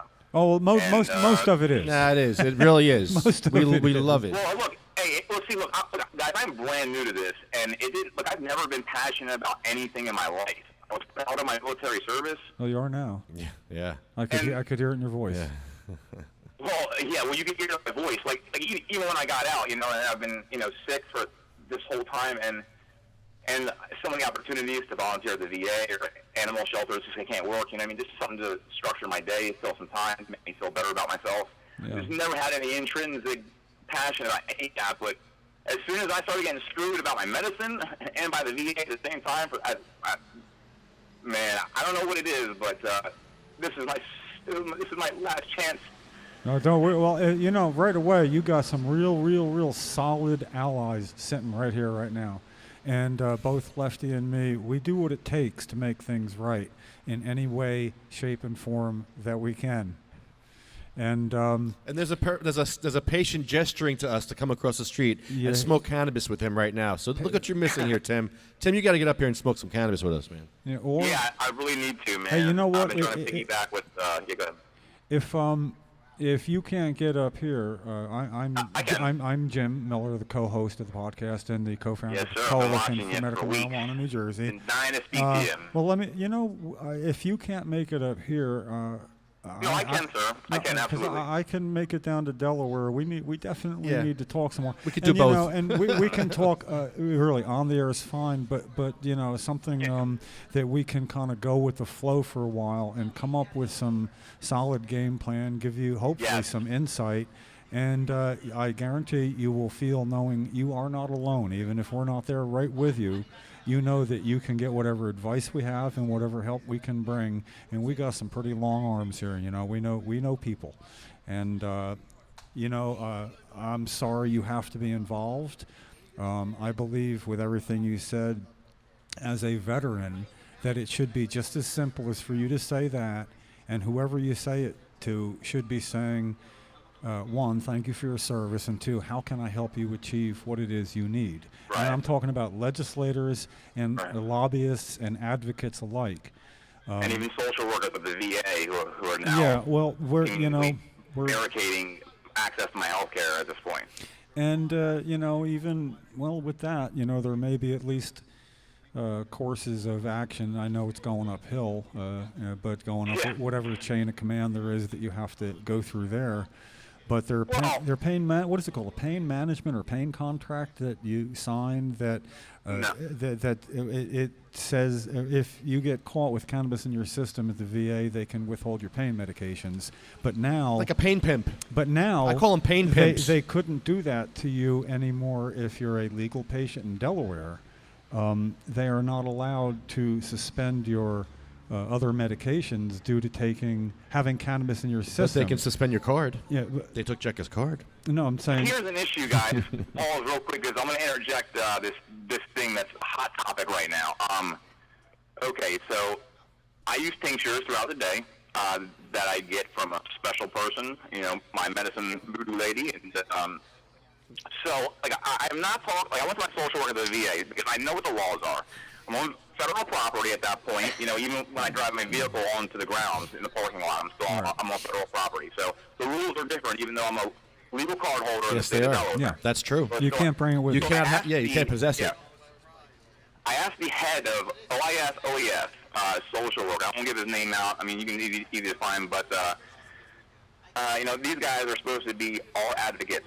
They're social workers for every era veteran, and OES, Operation Iraqi Freedom, Operation Enduring Freedom is where I go. And this guy is supposed to be our advocate, our voice. So I'm like, look, here's my problem, sir. I'm not talking about walking through the hallways here at the VA smoking a joint, because that's ridiculous, But I have literally a 1 gram tincture vial, which is you can conceal 10 of them in the palm of your hand. And I'm talking about carrying out of my pocket and going into the bathroom stall and putting a drop on my tongue, privately. But if that should happen to fall out, I said hypothetical, so what happens, if it's called on my person while I'm here at the VA or someone snitches on me, if it falls in my pocket in the waiting room, I'm pulling out my handkerchief and the little vial falls out. That would be a problem. Like, well, he's got drugs on him. So then the police come, I asked, what are we going to do? Well, so I will be arrested on federal drug charges and have my medication confiscated. Yes, you will. Yeah. Well, And that. if I have my daughter with me and my service dog, which I usually take with me to my appointments, Yeah. then CPS will be there, and the dog animal control will be there also. Exactly. How long are you on VA property when you go? Oh, it's It takes a while. If I I'm have sure. Individual therapy appointment, it's an hour plus, or could be It's could be almost hour plus, it's almost too. like come on, if come nothing on. else, I mean, you shouldn't have to compromise. But if there was a way of taking a small a dose of tincture with you, with something that's disposable. In other words, just Yeah. Okay. Yeah. If you just take a capsule, they'll melt something like on that. itself or something. Okay. And okay. you take it before you go through. You get all. You just take it where you're legal, and then you don't Well, this you thing don't is, have that on. I think I see those vets back. There's got to be veterans back there clamoring. I don't know. There's got to be. I can just tell. That group right behind you guys. Take care of yourself first, but minimize your risk. Yeah, no. That's a But don't really give up. smart Hey, idea, don't and I never thought of that, don't sacrifice any of your health for a Right. rule that you can do an end run on. Look for the end Sure, run. and that's the big problem, sacrificing my health, because at this point I'm strong enough that I want to fight, and I want to thank both of you and the regular guests that you have on there, like that one veteran that usually sits at the end, like at the head of the table there. Yeah. He's really chill. I don't know his name. I forget right now. But, Leo.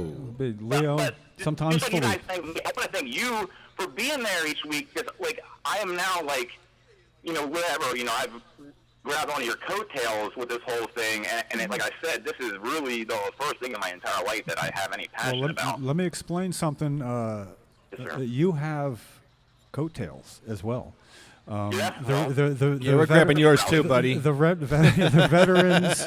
You the pull ours, we'll pull yours. No, the veterans who come and help and testify in committee here, and the reason post-traumatic stress is now an indication for New Jersey's law. Hopefully, it won't get over-regulated as it gets implemented. Sir, after what I heard, 2 days after he signed the law on your podcast. Yeah, there's a lot of hearing things Yeah. going on, and this guy right next to me is a reason for a lot of this misinformation too. Whoa. Lefty's an alarmist. What sometimes. misinformation about the guns? Yeah, he is. Guns are They are going to take. They're going to take your guns away. No, they're not. Yes, they will. No, they're not. They took away. Maybe let my ass retweet that to all my inner circle.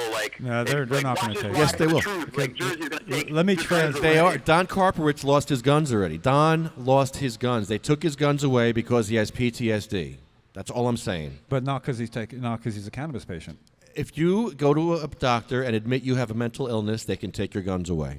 If you If went to a First Aid VA Cannabis- doctor. if you go to First Aid Compassion Center and admit you have a mental illness or show that in any form, you will be ostracized and immediately kicked out of that motherfucker and shown Ooh, we can't talk like that. Da, da, da, da, da. I said it. No, but we're on the air broadcasting up and down the block in front of the State House now. We're really not Oh, sir, allowed I'm to do sorry. that. Sorry, I'm in no disrespect. It's all right. Sir, I apologize. I'll It's turn it okay. down. I like Yes, it.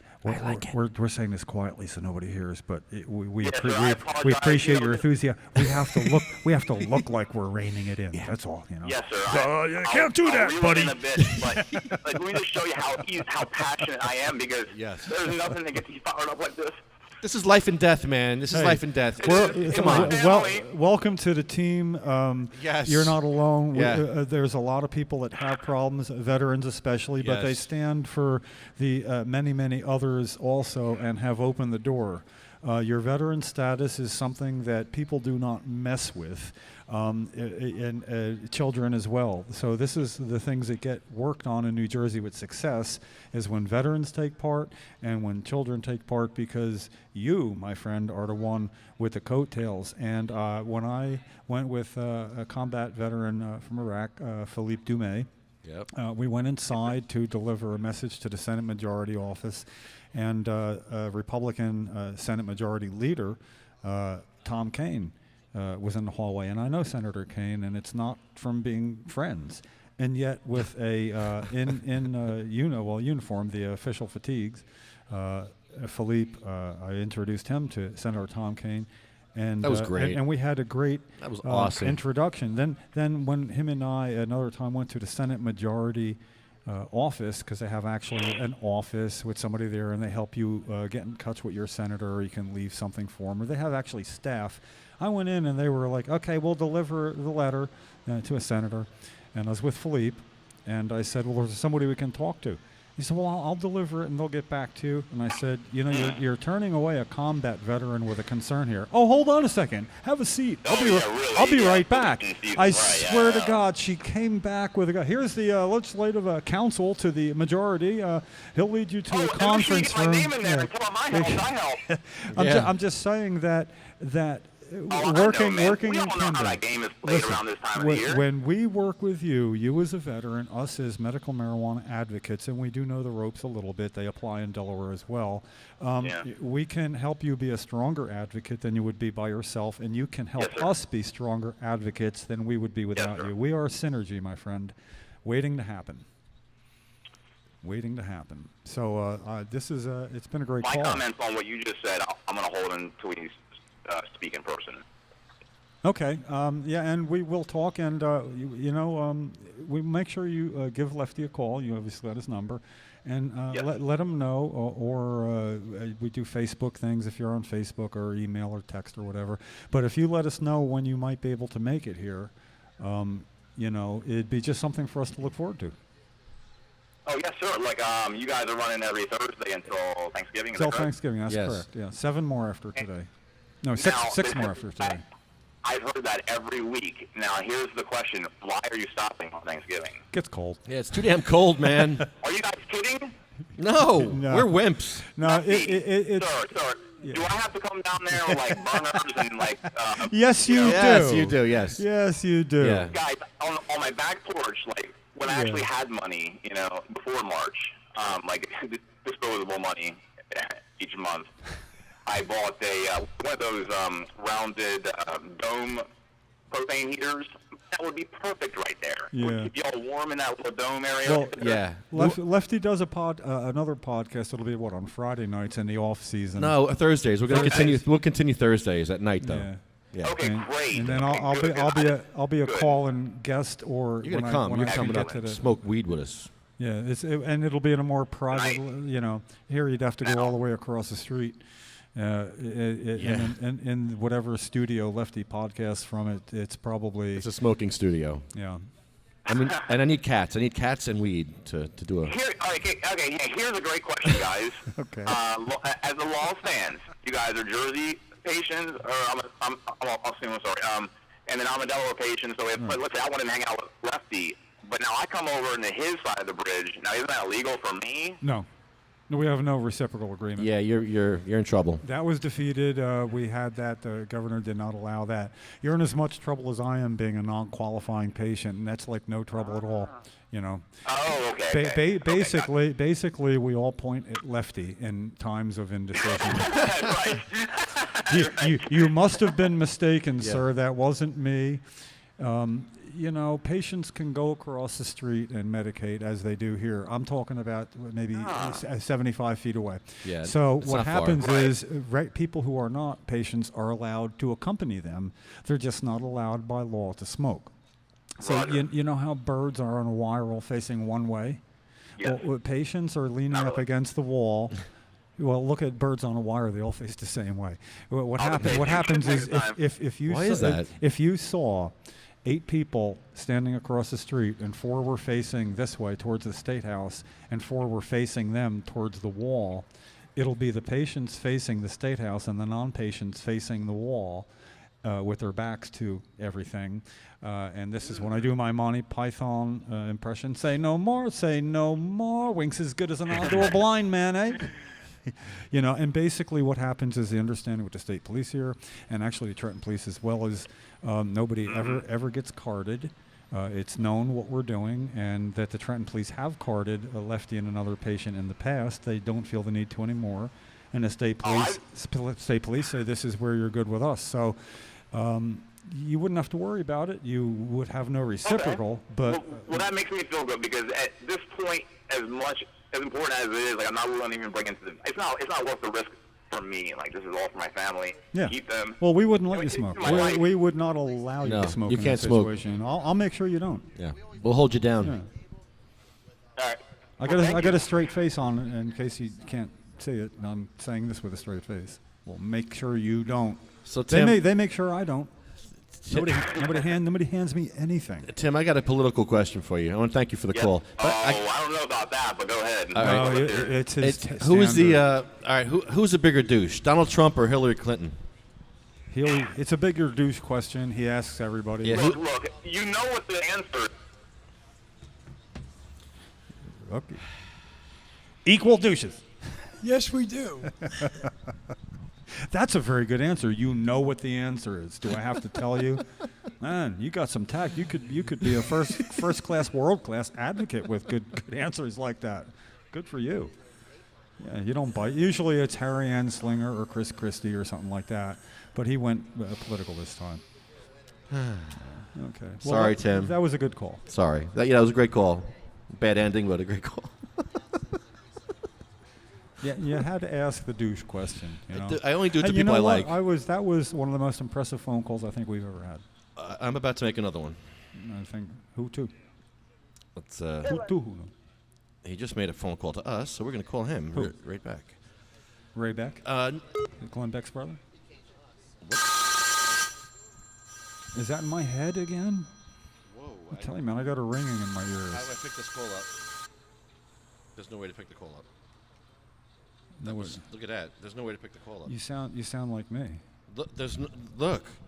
How do I pick this call up? What just happened? What's that, man? What is that? Jim, what is that? I don't know, but that was weird. That happens to me sometimes, and it's just a callback. That was so weird. All right, we're going to call this guy. Who is it? No, I'm not going to tell you. It's a surprise. Well, I see his name at the top of the screen. I told you. Well, I wanted to show you. Ooh. Lefty. Justin Alpert, how are you, sir? I am well. How are you, sir? Good. You're on the air. Hey, Justin. It's Jim. I'm here, too. Jim Miller, how are you, sir? I'm doing good, Justin Alpert. It's good to hear your voice, man. Lefty couldn't take a call, so we're going to call. We just got off a fantastic call from a veteran in Delaware, and we love talking to people on the podcast now. It's our new forte, if that's the way you say it. I love Good phone for calls. you. So how are things going out there today? Have you seen the governor this morning? No. Only my no. bad dreams, but otherwise, no. No governor sightings. We did see. Who did we see? Thank you for being out there. What's that? Thank you for being out there. Oh man, Yes. yeah. This is our 60th podcast. I look forward to this now. Actually, Lefty didn't have the little gray hairs in his beard that he's got now when we started this. We've gotten old doing this. Yeah, but look how far you've pushed it along. I mean, first of all, thank you for PTSD. Would not have happened without you guys securing. And when you guys met up with the governor, when he walked in after he signed that bill and you thanked him, it was iconic and probably turned the entire argument nationally. So thank you very much. Yeah. Well, everybody's quite welcome. You know, it is a group effort, but we are proud to have the table for people to sit at that we are not allowed even with our allies, much less our apparent adversaries at times. So we bring the table. We will not be denied the discussion.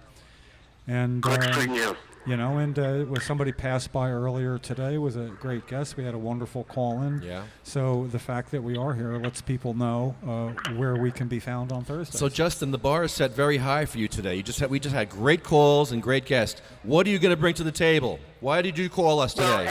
Well, have you all been following New Jersey politics this morning? Oh God, yeah.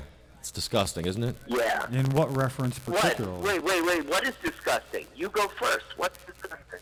Well, I know. Well, I'll tell you what I find disgusting is... Show me the front page again. That when I can read on the front page of the Courier Post Check saying, this out. one man in New Jersey who is holding up legislation that could cut down on opioid abuse is also a top beneficiary of big pharma campaign contributions. Assemblyman Herb Conaway said he looks at drug legislation only with one intent. Does it help the patients. And yet then they go on to say how he blocks legislation that would affect them and all. And this is the man, as we conferred with Ken, and he validated, yes, pain was an allowable condition, chronic pain, in the Senate version that passed.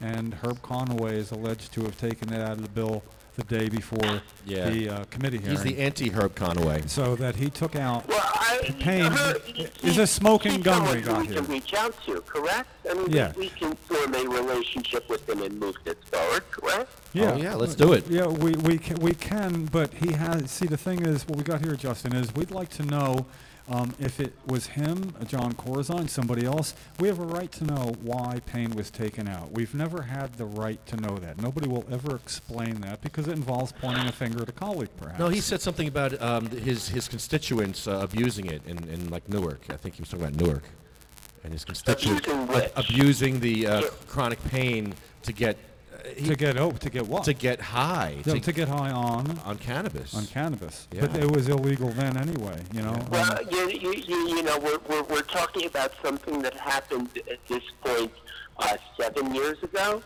and the entire paradigm of the argument 7 years ago was very different than it is today. So I think that maybe rather than dragging it forward, now is a good time for people to build a relationship there and say, hey, you know, now that we are looking to legalization and safe and legal access and whatnot, we need you to do this. You say medical model. We nominate you. You say somebody and us, and you see, we're not really as pragmatic as you, Justin. You would probably be the best person, and we can even say on behalf of the Coalition for Medical Marijuana, we'll say he's our emissary. You would probably be the best. Seriously. Yeah, you're the best. We're laughing. You're so diplomatic and so positive. Yeah, and you present it like that, and you may well be right, but I just am not as good as being that kind of pragmatic, and you know that. I mean, I'm giving myself credit where credit's due, but not here. This is not the issue that I was going to talk about when I asked if you've been following. Okay. Well, what about you? What's your issue? Bridgegate. Must be Bridgegate. The Democrats have consolidated power. Steve Sweeney will not be running for governor. No. Whoa. Right? No. When did this happen? Huh? When? Senate President. No. When did this happen? This happened this morning. I was alive this morning. I didn't hear it. Okay. This is huge. So Phil, it happened about 9:30, 10 o'clock. Phil Murphy has consolidated power, and as you know, Phil Murphy is a supporter of responsible legalization here in the Garden State. That was my next question. Wow. Now, is he I'd like to hear how supportive he is. It's very good because it is going to... He came out several months ago for legalization here in the Garden State. It is part of his platform. That's awesome. Okay? So, the question is, I mean, like, you know, if you want to play politics a little bit, you know, do you put that on the November 17, 2017 ballot at the same time you vote for governor and vote for legalization? Well, this is really good news then. Because it is going to be... That's out of our control. But the question is, what can we do in the meantime to grant safe and legal access under the medical model, perhaps to decriminalize this so no one's going to jail for this anymore, to set up some responsible regulations, to start talking about how the responsible cannabis culture is going to exist here in the Garden State. There's a world of opportunity here. And by the way, it doesn't even need to be a shoo-in for governor, because perhaps the Republicans will come up with their own nominee who also, from a conservative point of view, believes in legalization. Well, whoever that Republican might be ought to be starting his Christie bashing early, because he will have one of the lowest approval ratings of any New Jersey governor when he leaves office. And, you know, the mood for another Republican, by the way, people who don't know, you are our Republican colleague. Yeah. And you're the one. No, I mean, just so you know, maybe that's where you're pragmatic. And you're Christie bashing. Yeah. No, yeah, it is for me, and you know that. It is. But it shouldn't be. I mean, I enjoy it, though. Who came around, who has led on the PTSD and has come around on this, and you know. See how you phrase that so much better than me. He does. He does. It's And you a long too. road. And better than Lefty too. But I really think one thing we can do, I agree that a decrim could probably ease the burden while we go for legalization, but as Ken was pointing out earlier with Michael Patrick Carroll's legalization bill, this is a vehicle for discussion now to get people off the fence, identify which side they're on during that discussion. It would give candidate Murphy a chance to say, I wholeheartedly agree, and it would give people a chance to enter the discussion through that with no illusions that it would be signed by Governor Christie, but I appreciate Assemblyman Carroll's initiative in doing this now so we can hit the ground running with a different governor. So we want to also discuss even with that. the present governor, you never know. I love the way you say that. You got a straight face now too, right? You could see our face. We don't see your face. You could be like laughing, No, I'm only kidding. Yeah, I got you, man. He's trying to pull a fast one on me. No, and you actually have certainly been right with your pragmatism in the past, and I think you do have a tempering influence on me, even though I'm joking with you now because I can't help that. It's who I am, And it's a lot of Lefty's fault too. I'm a lot better when I'm not around him, but I gravitate a little towards his snideness, By the way, that's no slight on Lefty because there's many No. of us who could say quite honestly that some of our best days when we were, not around Lefty, but we still love him dearly. Come on, we have fun. do, man. Hey, this podcast doesn't happen without him. The podcast is his. I'm proud to help with No, that. it's not. The This is coalition, yours. It's yours. Coalition is very proud to back him up. Thank you. Sponsoring. And the podcast is only the tip of his world-class act. Some of the best things he does go unreported. So, lots of love. Thank you, Lefty. And we're at 60 podcasts today. We turned 60 today. Jeez. Yeah, we're in the Social Security era of podcasters. So we'll be expecting our Social Security in the black market mail once a month, everybody. I need some dabs and some buds. We deserve a pension now. It's true, but all kidding aside, I mean, something's to be said for great activism and you being out there and putting a face on it. And I tell you, across people at Trenton who, on their first take, they go, "Oh, you mean those donors who are sitting out in front of the Statehouse?"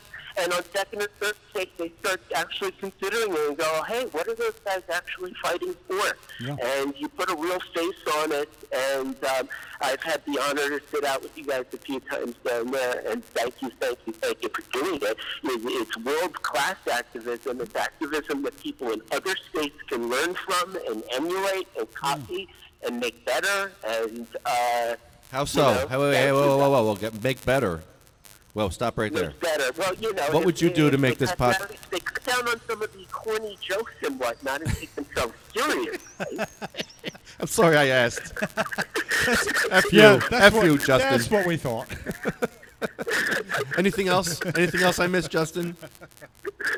I love you. Hey, it's an odd thing, Justin. There seems to be some sort of foot traffic study going on here today. There's a bunch of cones out and directing everybody into one lane of foot traffic into the State House. We're going to be on the watch for whoever picks up these cones and see if he looks like a governor or anything.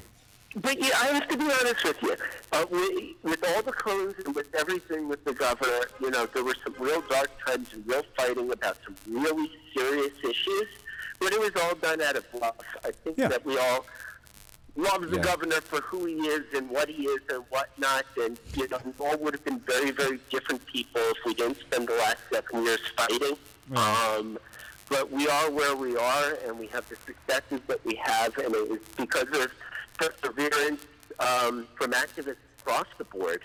And I feel like we're in a good position. We're in a good position in the state. We're in a good position nationally. The Young Republicans are coming aboard all across the country. The Republican Liberty Caucus is coming aboard from all across the country. From a healthcare point of view, people are starting to recognize the benefits. The newspapers are all coming on board. And we're in a position that we really could barely even imagine 7 years ago. True, and true. If I got the right number of truths there, all I think being 64 myself, I am happy that this is happening now. I have hope that I will live long enough to see the demise of the demonization of cannabis and that the benefits. I want to see all the rats jumping ship. I want to see that happen, and it's already happening now. That's a metaphor. Their ship is going down. No. Welcome on board our ship, and the young Republicans actually are going to be empowered to make changes because the old guard is going to know that the time has come as well. So I think you're That's right. I really do. And ultimately, this is a matter of federalism, meaning that the states should be stepping forward because the federal government doesn't have the authority to regulate a God-given plant. This is a matter of personal liberty. The federal government doesn't have a right to impinge on my personal liberty, and quite honestly, neither should a state. It's a matter of economic liberty. As long as I'm accountable to the community that I live in, I should be able to participate in commerce as an entrepreneur. It's about spiritual liberty, that no government has the right to get inside my mind and how I use it and how I connect with people. And if I want to use it as a concert, at a concert or at a wedding or whatever, that's my own personal space, and the government has no role in that space. And so these issues start to resonate on the right side of the aisle, and you start to see a connection in the entire political spectrum, that it all rounds out in this one big circle. That's it. I'm off my soapbox. Yeah, well, Justin, what do you think about your buddy, Senator Carroll, Michael Patrick Carroll, Assemblyman Carroll? I absolutely adore him. First of all, he is a doctrinaire conservative, meaning that he's pretty much hardcore by the book. If you're friends with him on Facebook, he has the most interesting discussions on his page. He does. It comes from a completely different angle. And you got to, push buttons with being a liberal or a leftist or whatever. Oh, yeah. But those are just labels. And if you don't let him get under your collar and actually engage him in conversation, you might win one or two. You might lose a whole bunch of conversations against him because he really is one of the brightest guys out there. Yeah, he is. But his conservatism is part of, why I chose to become a Republican many years ago. And it had to do with the right of the individual. And he certainly respects that, and he's been a leader on the cannabis argument for many years, and from his point of view. So the fact that he introduced this, and there were a lot of news articles that said the most conservative guy in the legislature came out with it, that wasn't a surprise. Yeah. To those of us who know him, it wasn't a surprise that he would have come out. he is so far to the right, being a true conservative Republican, and Reed Goussior is so far to the left. I liken it to them being next to each other on the other side of the tree. You know what I mean? If one went one way and one went the other, their meeting, which is where we are. And I might say that he did allow me to talk with him as a non-constituent in 1999 about this. So it was an amazing discussion then. The man had the most rapid fire discussion with me, and I would reply as rapidly, and he would reply as rapidly. It was an amazing shotgun blast, back and forth. And when he paused, I got to go, I win, and he got it. It was fun for him too. So I've always been a fan. And he's never touched this stuff. He's never touched it just like Ron Scutari has never touched it. Right? It's a philosophical argument about the limited role of an American government. Nick Scutari is inviting other legislators now as well to go back to Colorado with him. I think it's next month. I thought that was supposed to happen in September. When does that happen? He's been there. Nick Scutari has been there. Yeah, but he was going back in September or October. What happened? When was that happen? Maybe it got pushed. It might have got pushed back. I'm not sure. It could be over the next recess or something. But what, from your point of view, what's the next step? I mean, we have PTSD. We have these two bills sitting in the Assembly. Everything is very, very fluid politically right now on the Democrat side. We have the national election coming up where those people who are stuck supporting one of the candidates are going to be severely embarrassed after the election. And then we roll right into state politics with November 17th gubernatorial election. What's next? I mean, do we have to sit and wait out legalization for November 17th, or do you see that we really can start pushing? No, I see the push. I like the idea of decrim as a midway point of sorts between where we are now and hopeful legalization in not the distant future. If it's a don't ask, don't tell of cannabis? Yeah, sort of. Yeah, you know, if it's a step in the right direction, it doesn't step right into a bog. You know, where it gets it stopped. stops people from being arrested. It removes the judgment. Yeah. For a state that has liberty and prosperity as its motto, Yeah. I think it would go a long way towards both liberty and justice. I think that's one. You know, it's a very good question. Where we start applying our resources and energy next, because if not for the advisory panel advising the health department on new conditions, that they've got that going now is going to make the And by legislation. the way, that's a tremendous step forward. It is, but what happens now? To acknowledge that they have to move forward. I'm very happy about that. That takes us out of the game somewhat of adding new indications, at least for now, legislatively, because it's going to be hard to get legislative support to add a new indication that already has an application in with the advisory board to add. Although we have some positive indications out of the advisory board that they're actually taking this role seriously. I think they are, and you know, I'm not a Pollyanna. I've never said that before. I know what it means, though. I do believe they have patient interest, the majority, for sure. Yeah. At heart. The problem is going to be the recommendation is not binding. It's simply a recommendation. Will the head of the department, commissioner of health, go along with it, and will that have anything to do with? I'm fairly confident that the commissioner of health is going to act based on the recommendations of this committee. Yeah, and I'm fairly confident that the committee is straight up. Well, I'd like to hope so, because if the system actually started working and the law got better, there will come a point after next year when we don't have to podcast. I have visions of one more year of podcasting after this, and that hopefully, when I'll be 65 then, that I can stop bringing everything here that I do, and Lefty can stop bringing everything here that he does for every Thursday, 2/3 of every year. And we'll have a studio, and we'll get paid to do this someday. How about that? Yeah. And then the pension that I'm talking about, you know. So, Jim, we got a package with no return address. That's my pension. I think about our friends in the gay community, and when marriage equality passed, right? And they woke up the next morning and they go, okay, well, now what do I do with their life? What do we do with our lives? You know, eventually that legalization day will come, and we'll realize that, hey, our lives aren't any easier than they were last week, and we have to find a new purpose for our lives, you know? Yeah, one more Something thing. new to fight for. While we got you on the phone, a quick little sidebar, nothing particularly to do with cannabis. You're in a band called the Stiff Joint, and that's like a triple entendre, actually. I love the band, the name of the band. I also was a big fan of a band named Major Woody, because they had a major in like a Canadian-looking uniform, a cartoon like a Zap comic cartoon on a big cannon. Oh, I love Zap comics. He's sitting back on a cannon there, Major Woody. But anyway, I did listen to what you played. I watched on YouTube. It's rock and roll that I like.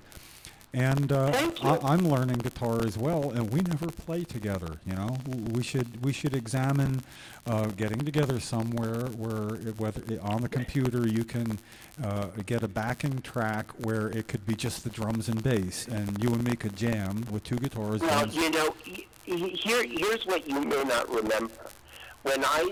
Before I joined the Stiff Joints, which was like 5 or 6 years ago, I had guitar for 20 years, but I never really took it seriously. Yeah. And it was about the time that you and I first met.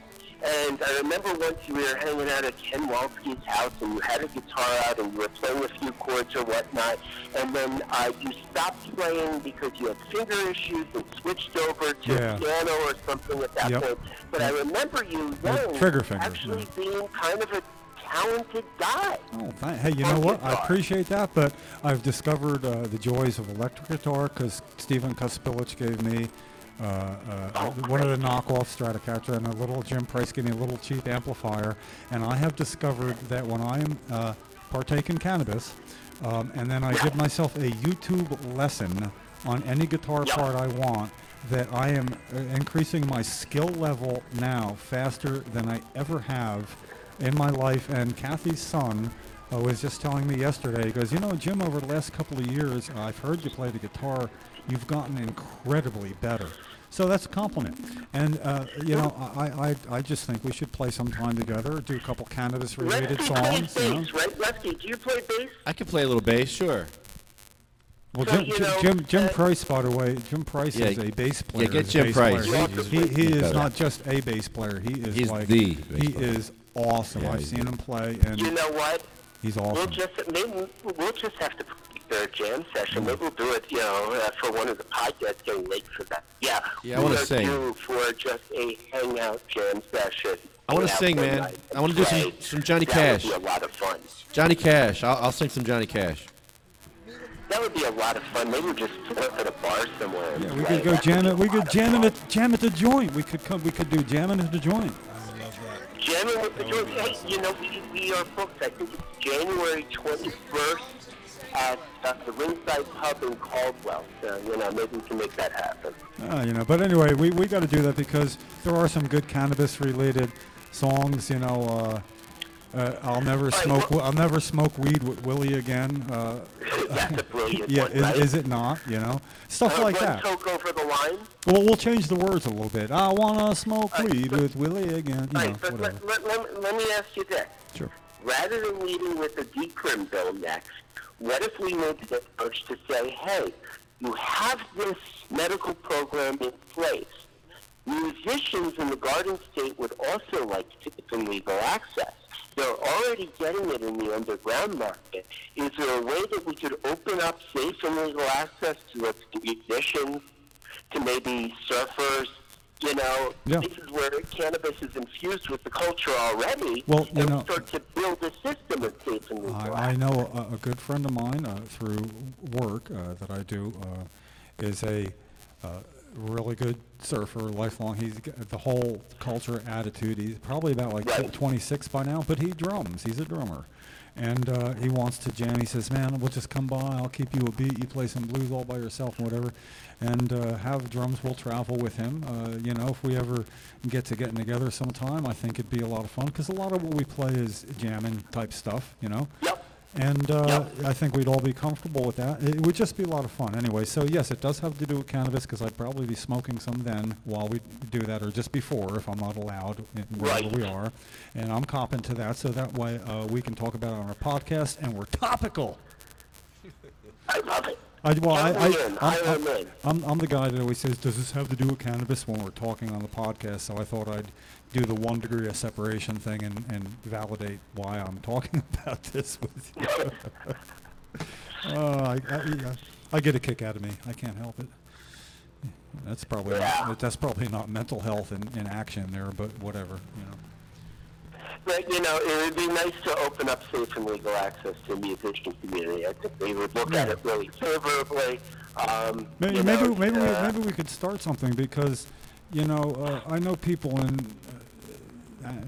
musical circles, and you're right. That would be, you know, there never really has been in New Jersey. We've got a really rocking scene. I actually. Well, I mean, all over New Jersey, there's good music, and maybe we could start a movement. Look at the real world of how cannabis is used as a tool for the musician to explore the instrument, right? Yeah. You smoke, you go into your own little world, you work on your scales, or you work on a new song, and you're able to create that state where you can explore musically. And that's, you know, the Beatles were first introduced to Bob Dylan over 50 years ago in New York City, and it's part of music culture. It always has been. It has been since jazz. I mean, jazz has roots. A lot of music has roots in jazz, and cannabis was a big part of the jazz music scene, especially in Harlem. And that is also what Harry Anslinger used to say, that it will, marijuana will, black musicians will lure white women with marijuana. That's right. So, No, that's not how it goes. Okay, No, I have it right here. Most marijuana smokers are Negroes, Hispanics, jazz musicians, and entertainers. Their satanic music is driven by marijuana, and marijuana smoking by white women makes them want to seek sexual relations with Negroes, entertainers, and others. It is a drug that causes insanity, criminality, and death. You know, the only insanity it causes... Was that an amazing impersonation of Harry Anslinger that Lefty just did? It was almost like he was here himself. Yeah, really, and it was scary. You know, I'm like moving away from him now. You know, I'm not quite so sure. Marijuana leads to pacifism and communist brainwashing. Okay, now that was the Penguin in Batman. I recognize that. Reefer makes darkies think they're as good as white men. Well, that's actually Harry Anslinger quotes. That's what the racist drug laws are Justin, based on. let me ask you a question. What's black and doesn't work? Oh, I'm not answering this. Go ahead. Decaffeinated coffee, you racist bastard. Decaffeinated coffee. What's wrong with you? All right. Switching speeds back to Joe Murphy, though. Oh, my God. You know, this is an opportunity to move past all of the old arguments. He's right? wearing a "Don't Shoot, I'm White" shirt as he says this, And too. Terry's wearing "Don't Shoot, I'm Black," so we covered all the bases here today. I don't want to hear any crap. Oh, no. You know, I tell you, you can only contain Lefty for so long. He was good for, let me see, 2 hours and 46 minutes. You can't bring up Harry Anslinger on this fucking He show. couldn't make No. the 3-hour mark, but he tried. Oh, boy. Thank you. Well, listen, we're Thank you. going to be wrapping up the program. Yeah. You're a well-timed call, always welcome call. Yes, and, we love it. You know, when you can, come on back. Thank you very much. It's a good time. It's a good time to live in the Garden State, and you know, there's plenty of opportunity for everyone to play a role in this reform. Well, we only got 6 more Thursdays. Thank you. Yeah. 6 more Thursdays more. left. See if you can make one. I know you're busy. Yeah, we love you, Dan. Absolutely. See I if look you forward can. to it. Let's see if we can. Okay, Justin, quick question. Who's the bigger douche, Tim Kaine or Hillary Clinton? He's doing this to everybody, Justin. It's not personal. You know what? We know you're not going to take the bait, but he gives the bait to everybody nonetheless. He puts it out there. He's got a chum slick in the water, and you're not going to come. It's good. This is your new song, Jim. Yes, I appreciate that, because this is not going to be in my head. No, probably not. Maybe. Maybe after a couple, you know. I hear that other damn song still, but, you know, maybe this is it. No, this isn't make me, you know, it's not Come getting on. my... Eat to treat, little eat to salsa treat, beat, eat maybe, to you know? treat, eat to treat with magicalbutter.com. Doesn't work. It does, but the song, not so sure. So you go like this. Watch this. Here you go. Go ahead. Come on. Because we Lefty sings with this. I'll get it. With whatever. It's a work in progress. It's a magical butter commercial of sorts. Get it. It's a work in progress. Here we go. A 60-week. Brownies, cookies, smoothies, sauces, soups, veggies, candy, salad, dressing, seafood, And marinades. meats, beverages, lotions, and salves, much more with magicalbutter.com. See, I'm getting this. Yeah. We'll get We that. have butter, tincture, peanut oil, corn oil too. Olive, coconut, sunflower, grapeseed, avocado, all oils, and still much more. Awesome. Oh, yeah. 1-800-420-4334. What's Magic that? Butter. Tell me again. 1-800-420-4334. Magical Butter. Just found my pen. One more time again. Well, get your Magical Butter machine from magicalbutter.com. I love this thing. It's great. It is. I've never heard a bad word about it from anybody that uses it. Not I one. did. Really? What? CNN called it a glorified crock pot. They glorified it. That's great. That was you know? awesome. I thought it was great. Thank you for all the glory, then. You know? That's good. You know. Yeah. In other words, this ain't no crock pot. No. Well, no, it has certainly more definite functions than a crock pot. You could not do with a crock pot what you do with this machine. That's a fact. And they don't have stainless steel insides like this does. That's right. You can't stain it. You can't. You can try. You can try. I just got a coupon for Magical Butter. Magical butter makes your recipes better. Only takes 2 hours for botanical butter. MagicalButter.com. Botanical tincture in as little as 4 hours. MagicalButter.com. Let your imagination work with your recipes galore. There, I've used the word butter, galore. Magical butter, magical butter, magical butter. Eat a treat. Eat a treat. Okay, this is a lot harder song than the last one, but we'll have it. We got 6 more podcasts. This is the pilot show here. We're going to try to improve it. Oh, God. And, I may actually write something down for next week, and we'll say it's off the top of our heads. Oh, damn it, I just ruined it. Never mind. And you got medicalfreedom.com with the dash. We did a song like this. Medical dash, medical dash, medical dash, medical dash, medical dash, freedom.com. Medical dash freedom. Yeah. Medical-freedom.com. Get your compassion flags.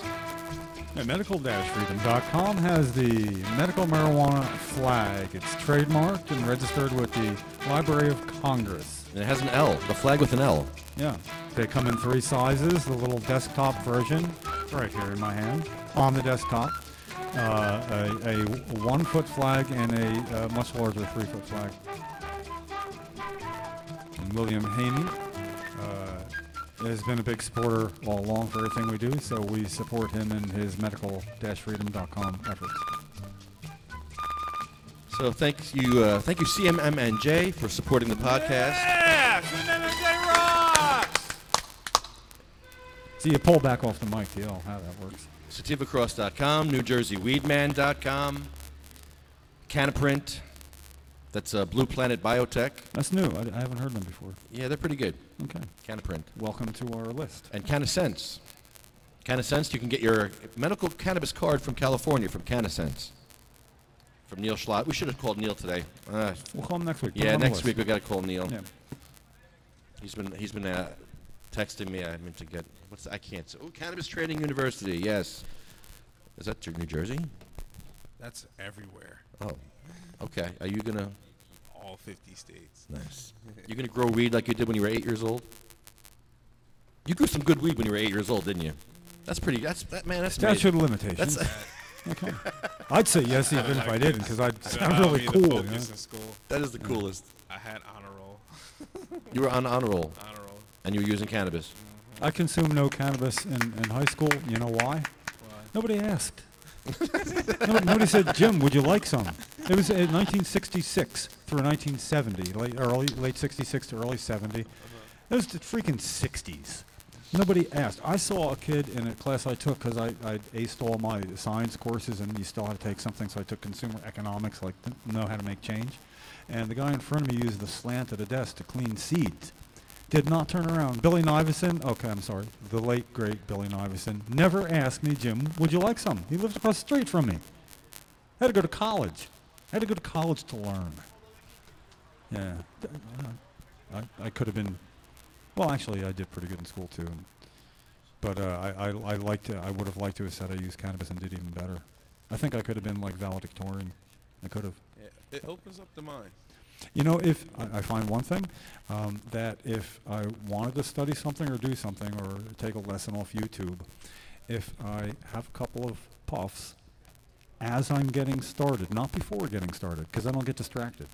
But then I get distracted by what I want to do. In other words, I'm just getting involved, and then I start. But I'm already involved. You know what I mean? If I want to get something done, if I want to mow the yard, I'm talking about I got to go right out and exhale as I'm starting the mower.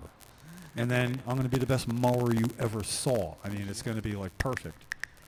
I get what you're saying. Like you're more active as you. Well, yeah, it's like I wouldn't want to get a buzz and go to a movie because I'm going to get a buzz and not make it on time for the movie. You know, it's sort of like, you got to find a way to do it right beforehand. And Most As in people the do case it. of the podcast, like Lefty at time has to legally medicate. But I got to say, man, he turns it on right after that. You know, it's good. Yeah, most So people we're all like smoke on the we're way like to like the that. movies. Yeah. Yeah. No, No, but- no amotivational syndrome here. No, we're pretty motivated. Unless it means one motivation, and that's the one I'm involved in. I'm telling you, I had some tincture and had a 5-hour guitar lesson where I learned more than I did in like any 5 weeks in my life. Yeah. Very impressive. Yeah. Well, I mean, it's still learning whether it's guitar. I like it, you know. And Jim Price, he's taking physics, an online That's physics amazing. tour. Yeah. Jesus. And I don't know that he imbibes with that, but he is a patient, so I would assume that he does. So, we've given credit where credit's due, have we?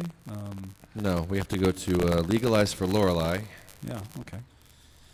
DavidVersusAutism.org. JacksonStorms.com. It's Tuffy to Tuffy's Yeah, fight. Tuffy's fight. That is a fight. That's a hell of a fight. It is a tough. Boy, has she come around in the past couple of years using cannabis. You Oh know, my. I generally don't get tears in my eyes for good things. Usually it's sad things, but when I saw a video of her chasing a butterfly. Yeah. You see that? Yeah. And I've Come only on. known her for 2 years before then. The difference between when her dad, Ricardo Rivera, Ricky, would bring her here, and the difference with her now, again, validates what we do. Yeah. Makes it worth it to get up every Thursday knowing this is where we're going to be. Her dad's great too, man. Yeah, awesome guy. Yeah. He don't take no crap. I mean, he's like he's the Papa Bear that gets it done, and those downstream benefit as well. Then He was kicked out. He was kicked out of a town meeting for standing up for his daughter. Governor town hall meeting. Yeah, and I love the picture of the policeman gently grabbing his arm away, and he had his finger up. Determined look, and was getting his last words, Yep. and he wasn't just like being ushered out, and he did it politely. It wasn't a matter of arrest. It was his 8th meeting. He had been to 7 meetings in a row, raising his hand. The governor ignored him, so he finally stood up at the 8th meeting. Yeah. I don't blame him. Yep. I would have stood up after the first one. I was at that town hall outside with signage, and when he came out, and you know where the reporters went? They went to see what was up. So they picked up on that story because he did that, and that was either very intuitive and astute, or beginner's luck. You know, he wasn't even a beginner then. Shock value works. When you do stuff that's shocking and disturbing to people, it works. Hey, Cheryl and I went down to get arrested in D.C., where she could only move her head. That's shocking and disturbing. And it worked. But that was shocking. Yeah, and it got national attention. People don't like that. So you're doing something that's different. Yeah. It's not what they used to, Jim. No, I know. But we didn't have time for what they're used to, and Rick doesn't have time for what they're used to, and patients don't have time That's right. for what they're used to. And when a patient gets over dramatic or steps out of line, they're instantly forgiven because it's from stress that they were put through. You know, so when people got to apologize, like dropping the F-bomb on the thing before on the phone. What F-bomb? Well, the MF bomb. Well, you asked. There's several F-bombs. But I'm just saying that, you know, we were telling him, it's okay. We can't say it loud, but we understand. I got to publicly chastise you. Damn it, man, don't use that word, you know. That's how we handle it. Because patients come first. Yeah, it's life and death stuff. And Since when don't you get the sick and injured off the battlefield first? That's like just protocol for every civilized nation there is, and even in times of battle, most people subscribe to letting the other side get their wounded off the battlefield, and that's what I feel we're doing at times. And hopefully, for those with post-traumatic stress, that will be in effect soon, and it won't get over-regulated. I feel it coming, man. Yeah. I can't wait for change. Get up on that mic. I can't wait for change. Yeah. But to answer your question about am I going to grow? Not until state law change. Not until That's a risk. Christie realized that you can make money for taxes. And Well, he's and never going tax- to. He'll realize it, but he'll be doing that, looking over his shoulder, because he's going the other way. Yeah. And if it works out the way I think it will, he may actually have the lowest approval rating of any governor in New Jersey. Congratulations, Well, he's Governor at 23%. 17 is the record. Brendan Byrne, 18, second place. Jim Florio, both over taxes with them. So now he has the 23. Oh, hello, sir. Yeah, thank you. Oh, you support us? Oh. Oh, thanks a lot, Awesome. man, Thank know. you, sir. Thank you. Yeah, we are here. Give him the mic. Can we ask you a question? Why do you support us? Give me that mic. Why do you support us? Am I on the air? Yeah. You're off camera. You're though. off camera, though. That's the camera right here. You're not on camera. Do you have a sick person in your life, a patient that you... Give him that. Very much concerned about the mass effects of PTSD on our war veterans. Yes. Big time. Thanks for your concern. And one of the overriding priorities should be to provide them with some amelioration of their pain and suffering. That least we could do. Amen. The least we could do. And Amen. which we didn't do after Vietnam. We That's didn't. for sure. We make them jump through hoops right now. Yeah, and it took us 20 years to recognize Agent Orange as, and PTSD, and I think we have to avoid repetition, the historical repetition of that travesty. Well, for me, sir, my reason for getting onto the PST bandwagon 5 years ago, and that it was just added as an indication in New Jersey, finally got signed into law, was when I heard that the number of suicides of Vietnam veterans outnumbered battlefield casualties. I still cannot get my head around that. And it became ever so serious. Are you a veteran? No, I'm not. Okay, well, I'm not either. I just want to thank you for the services you were. But you and me are a lot alike, and we don't think that veterans should have to come back and fight another war here, that you and I get to stick up for them on this count. And thank you so much for coming by and offering that. It actually, to me at times, means more when it's a civilian, realizing the importance that veterans do. That helps them to know that we're here for them. So thank you so much for coming by and saying so. Thank you so We're much. here every Thursday. And he's going to give us money. I love this guy. What's your name, sir? Initial. Thank you, sir. I really appreciate you. He's back. You are the best, man. Thanks a lot, man. And we're here every Thursday till Thanksgiving this year, next year. Every Thursday. 11 till 2. Come on back and hang out. Yeah. Bye-bye. SativaCross.com. You can watch the podcast live on the internet also. Wow, thank you, sir. Wow, that It is. It's fitting. You know, because we appreciate the support, and you as a podcaster deserve that kind of support. So I'm gonna buy some chicken wings at the Weed Man Joint. And you know, gave us a smile before the fart. We hate one thing about this podcast. We hate it, and I'm getting to hate it more. I hate But this. we do it every time. It's like when you're on a diet, but you stay on it. It's because you have to. We're not there yet. You know, but we're not there. We're not there yet. Jenna's journey. Jenna's Purple Ribbon Journey. We still have more to go. We have Getting you on board. no. That's what I'm saying. We gotta do that. Jackson Storms. I'm getting American refugees. Got Vivian, Jax, Gloria. Vivian's family. Well, Vivian's family. Oh my God. I mean, you know, not just Vivian Wilson. Adele, her sister Adele. Sisters, mother and father, Megan and Brian, all in California, all in Colorado. They had to rip their whole life, put their whole family to go out there and get medicine because they couldn't get it here. They took part here at a level few people do. Brian, of course, is the one known for saying, Governor, please don't let my daughter die. You filming it, and it went on CNN and went viral. Governor, don't let my daughter die at a diner. So, they were players, and we miss them. They're great people, great family, and they are refugees now, living in Colorado. Let's call them too next week. We should. We'll let them know. So, It's fun, especially Brian. He gets butthurt really easily. It's fun. He knows. Of course he knows. Brian's the best. Yeah, I met Brian his first day as I testified before a committee here. I was sitting on some steps and I came walking up and I did the best I could to ease his way into the testimony. And man, I'll tell you, he's great, both him and Megan. And let's not forget Granddad Gene coming up all the time too. So he's not a refugee though. There is Gene the crazy bicyclist. Yeah, he drives that bicycle all over the place. He tells me stories of like when he drives around, people throw stuff at him.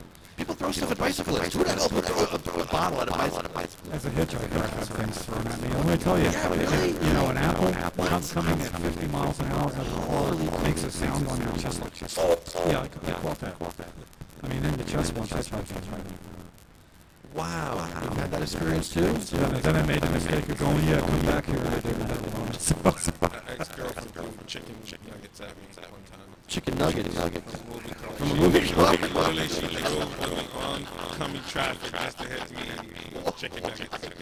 And like, I was just like, yeah, this is fresh chicken nuggets. Is it 3 seconds left of any other? They were still warm. It had barbecue sauce in it and everything. Wait a minute. All right. What did you do? Well, he probably deserved the chicken nuggets. What did I do? Did you deserve what did you do to get the nuggets thrown at you? Now you started it. I don't know. What did you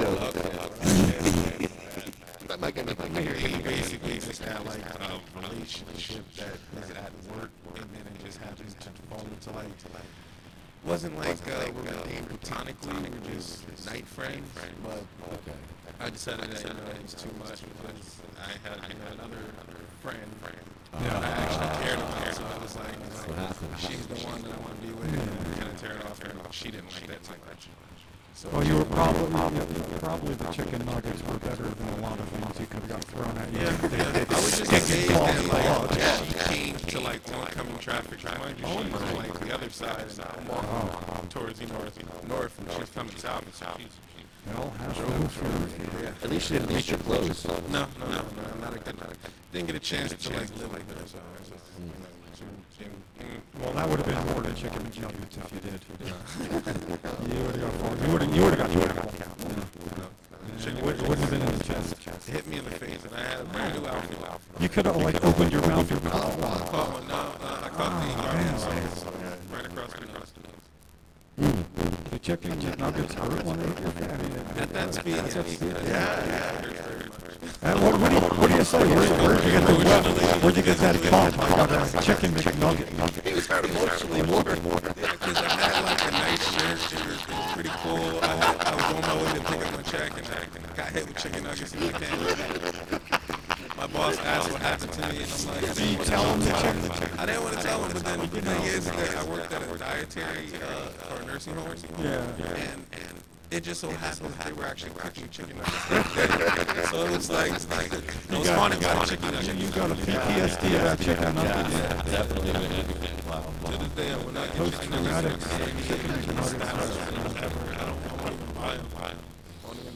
I'm starving. I tell you though, when the boss says, "Why do you wait?" You know, they hear everything.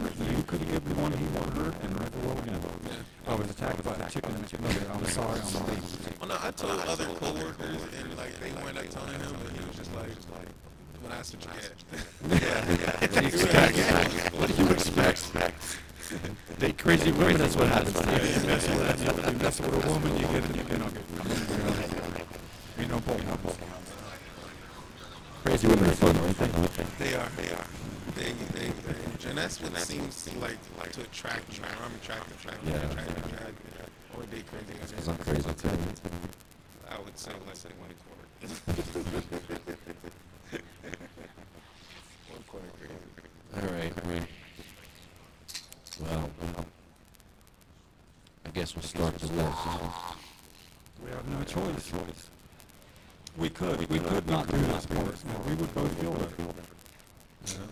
We don't like this. We don't like the way that we feel we must end the show by acknowledging those who have passed away before they got the full benefits of medicine that would have helped them or has affected their life in some way.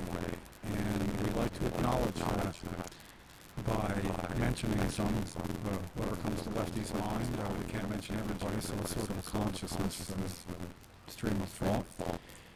And then Lefty recites the other part of the fourth stanza of the Ode to Remembrance that was written after World War I to memorialize those who lost their lives in that war. We consider the drug war a real war, even though it's not fought on enemy soil, and it's not fought with guns, but there are casualties just the same. There's pain, the likes of which veterans also know from different reasons, and we think that they deserve to be remembered. In a way, the same as some veterans do, because the people we remember are those who stood up. They were not silent. They, in fact, got drafted around the drug war, and most lived their lives in that drug war until the day they died. So, doesn't make us feel good, but it keeps us coming back.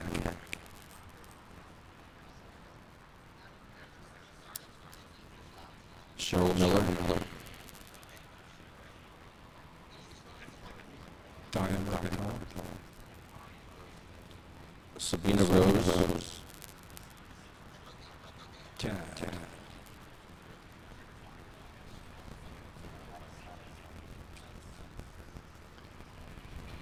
Jeremy. We've added Roger Barber to the list. He was not a patient. He was a patient. He was a patient. Yeah. Patient in the act. Non-qualified. No, he was a patient. He was a card. Roger was a card-carrying patient. Remember? I told you 1 out of 10. He was the 1 out of 10. Yeah, man. I didn't know that. I didn't understand it was a reference. Yeah, he's 1 out of 10 is 10% of all legal patients died last year. And Roger's on that 1 out of 10 now. Yeah. Sorry. Bye, Steven. Steven, good to see you. I'm glad you're on the bike today. You look badass on that motorcycle. Yeah, by the way, I didn't know who was coming up, man. I said, that's, we got a new fan now. Looking good. So, I'm adding a name to the list. My friend Honeybee lost her son, Michael Dillon, to epilepsy. So we're adding Michael Dillon to the list. Good-looking kid, man. Sad. See, this is a picture of Michael Dillon here. Look at this kid. Look at that. he's on our list now. Passed away before his time. Leave the family behind. Each of these patients you mentioned, it's not just them, his whole family's affected. So they remember at the end. So there's Marie from Pennsylvania, Gracie, Cindy May, Jack.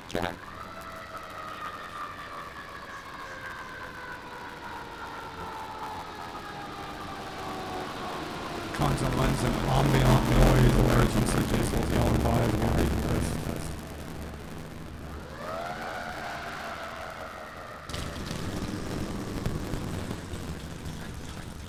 We'll see you next week. Actually, we're podcasting from the Harvest Fest this weekend.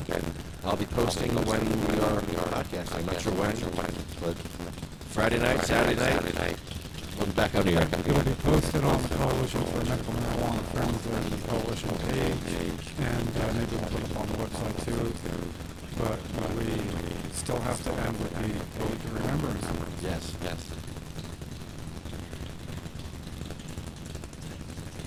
We can wait till Stephen goes if you want. Well, no, it's not. There's a reason for everything. Yeah. Maybe I'll have to say it a little louder today. Maybe today I'll just say it a little louder than normal. How about that? Do it. They shall grow not old, as we that are left grow old. Age shall not weary them, nor the years condemn. At the going down of the sun, and in the morning, we will remember them. We will remember them. Number 6.